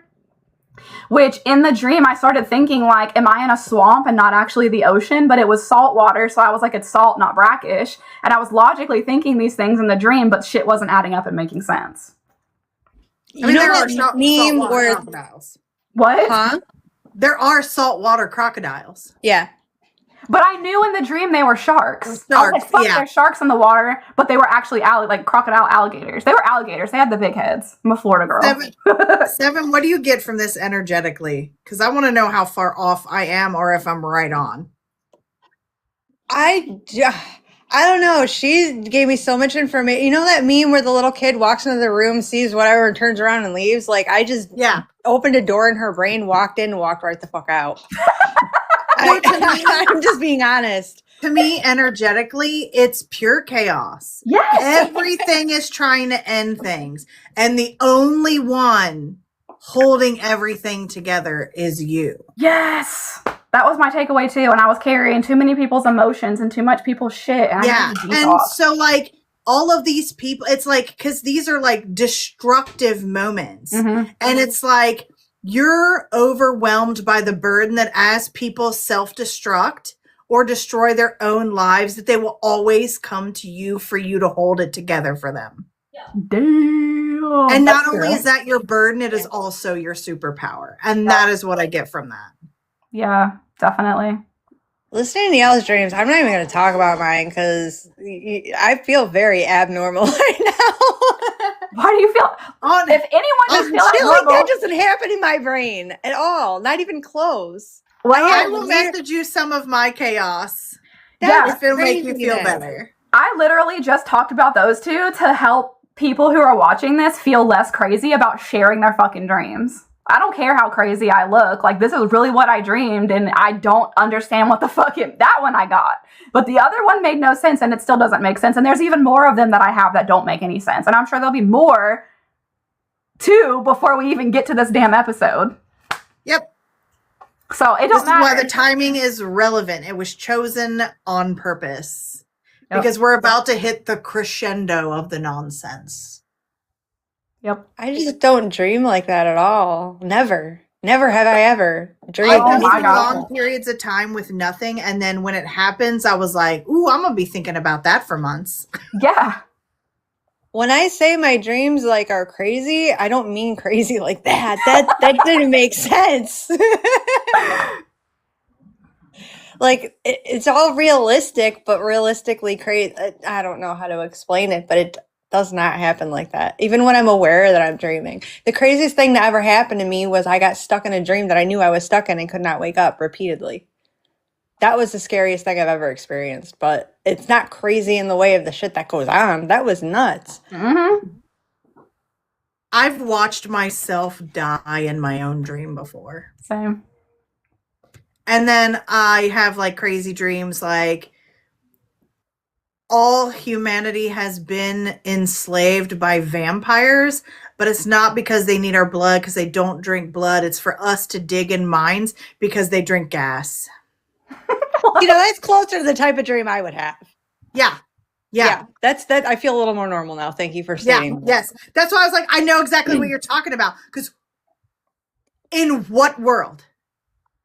In what world does that make any sense to any sort of psychology, parapsychology, whatever? Like being enslaved by vampires that don't drink blood, they drink gasoline. And like literally when in the dream when they took over before they could catch all of us to dig in mines for gas, which it wasn't oil. It was straight up gas. Like barrels of gas buried inside the earth, but they were sucking the cars dry and sucking the lawnmowers dry. That's the kind of dreams that I have. But still at the same time, like you can make a movie out of that. There's no way in hell you can make a movie out of what Jordan just described. That's yeah. It's very cinematic nonsense. Yes. And see, I hope that we get a platter of all of it when people I do want dreams in. everything. And like I'm kind of hoping, and I'm not gonna lie, and I'm putting it out there, and I hope people are listening, and I hope people tell other people. Yeah. I don't want just the crazy dreams. I want the ones that like I want taboo dreams too. Like if you're having schmexy dreams, because we got Mars in the heat, we got Mars in the mix. I want to hear those too. Do not be shy. I'm hoping for taboo. I'll tell you mine in private. I'm not gonna air. Jordan knows what I'm talking about, but I'm not airing my shit like that. But no, literally, just to tell you so people feel comfortable with this, and especially with Mars's presence. And I'm just going to put it out there as gently as I can, which is not gently at all. The energy right now is so strong, and Mars's influence makes it so present. If you have a schmexy dream and wake up in the middle of the big O, don't be surprised. That would be fucking crazy. I would love that. That would be awesome. Right? That shit I'm over doesn't here happen like- to me. I always wake up before that happens. Can we manifest that? Can we make that happen? Yeah, can we? That's happened to me 3 times before. What? You lucky. I am so jealous. I need that to happen to me now. So it's this kind of energy? It only happens during this kind of energy? Or this It can like happen anytime, really. Like when specifically dreams are under such pressure and so relevant, but and it can happen at different periods of time, but specifically this energy right now is a portal to things like that happening. Okay, now It hasn't happened to me yet, but during periods of time like this, it has happened to me 3 times. What does your husband think of this? I don't tell him about it because I don't want him to feel bad. I'd wake up like, babe, guess what just happened? He's like, I've been working so hard. And all you had to do was go to bed. I don't want him to feel bad about it. So the husband doesn't know. Oh, I'd be telling mine because I'd be like, this is what we're doing. We got to recreate this shit Like now. cheating dreams, I'll wake up and I'm like, who's Melissa? Like just ready to go. But these dreams, I don't want him to feel bad, so I keep them to myself. Someone said, I've had dirty dreams, but not to that extent. I wake up feeling like, well, damn. Well, may everyone get their dreamos. Right? Shit. You obviously know that's a thing because you like hear like guys having wet dreams and stuff. So obviously it exists. Yeah. But I've never experienced something like that where you go the whole way in a dream. Yeah, It is a pleasant surprise. I'm like, Each fuck. time. It is a pleasant surprise. Now I'm so much more curious about like the astrological connection to that too, because like are there placements that would be more apt to have dreams like that? Now there's just too many things I need to know now. I know I always feel robbed. Dude, right? so I'll have dreams where it's like leading up to that point and I'm like almost, but I always had that before. Oh God, Delilah. Oh God. She's like, you're done, Mom. Get off there. She's like, hello, I am attention deprived. I exist. Now. But yeah, so there's like highly imaginative natal chart placements are more likely to have these things, but certain time period pressures can bring it out of somebody that's even just mildly imaginative. I have a very high imagination. It's never gone that far. Well, now you But have are something you to achieve. in control of it with all of your Aquarian energy? Nah, dude, what my brain does when I'm sleeping ain't even fair most of the time. Well, I apologize to those that have not had my personal experiences. That's like everyone. You're the only person. I'm going to read. When we get done, that's the first thing I'm doing. I'm going to Google. I'm having a conversation with Google. Well, like Jordan says, it happens. It's just that if it happens to women, women don't talk about it, but it's a very real thing. They don't talk about it. Oh Why? my God. Like, Oh my God. How do you Listen, do I'd be bragging. the Like, guess husband what I don't know did? about it, but all my girls do. Yeah, exactly, And the weird Danielle. thing is, in these dreams, it's not even about like who I'm with. Sometimes, like even in my dream, while I'm dreaming the schmexual situation, I have my eyes closed in the dream, so it's just black. It's just my body feelings, and then in the dream, and then so I have auditory and like sense on the body, and then I wake up and I'm like, woo! Like your books. Oh, that's what it is. It's your books. Dude, shut up. Because I was like, do you read these before you go to bed? Like, how do you manifest this? I do, but like, here's the thing. Under no circumstances did this happen while I was deep in a book. And I read these books on the daily. When we got snowed in, I read 12 smutty books in 2 weeks. It's okay. And I it need you to didn't tell me happen the in that time titles. Send frame. all those books to our message thing. I need to know what those were. 'Cause clearly, that's the potion needed. She's got to figure it out, y'all. I will I send need to you all the know. Rics. We're getting a book list. That's where Superman comes from. Maybe. Maybe it was a spectral presence and it wasn't actually just my imagination. I don't know. All I know is I wasn't overthinking it because I was like, I'll take it. I'll take it. Good morning. I just know I'm going to have a little conversation with the universe or whoever the fuck helps me with my dreams and be like, listen, I feel cheated right now because now I know this is a possibility and y'all haven't helped me out here. We need a conversation. So, yes. All right, we're going to leave y'all with that. Yup. What a great way to end. Everybody Googling. That's our parting wisdom. You're welcome. No, but seriously, don't forget to send us in your dreams. You heard how crazy they can get. You heard it here first. Don't be shy. We're not going to say your names on there. But we will analyze them for you. We will interpret them for you. So hopefully we can help make more sense out of the craziness that happens in our brains when we're sleeping. And thank you guys for hanging out with us. This was a very long episode for all of you guys to sit through. I will download this one and have it up on the channel sometime this week. I don't know what day, but it'll be before Friday. We'll see you guys next time. Oh, wait, I gotta drop you guys, right? Yep, I'm going to just do the thing where I wave until you drop me. Okay. Oh my gosh, That's I almost my had it. Okay. All right, 7. Bye. Bye. All right, that ends it for me. I'll see you next time, you guys. Bye.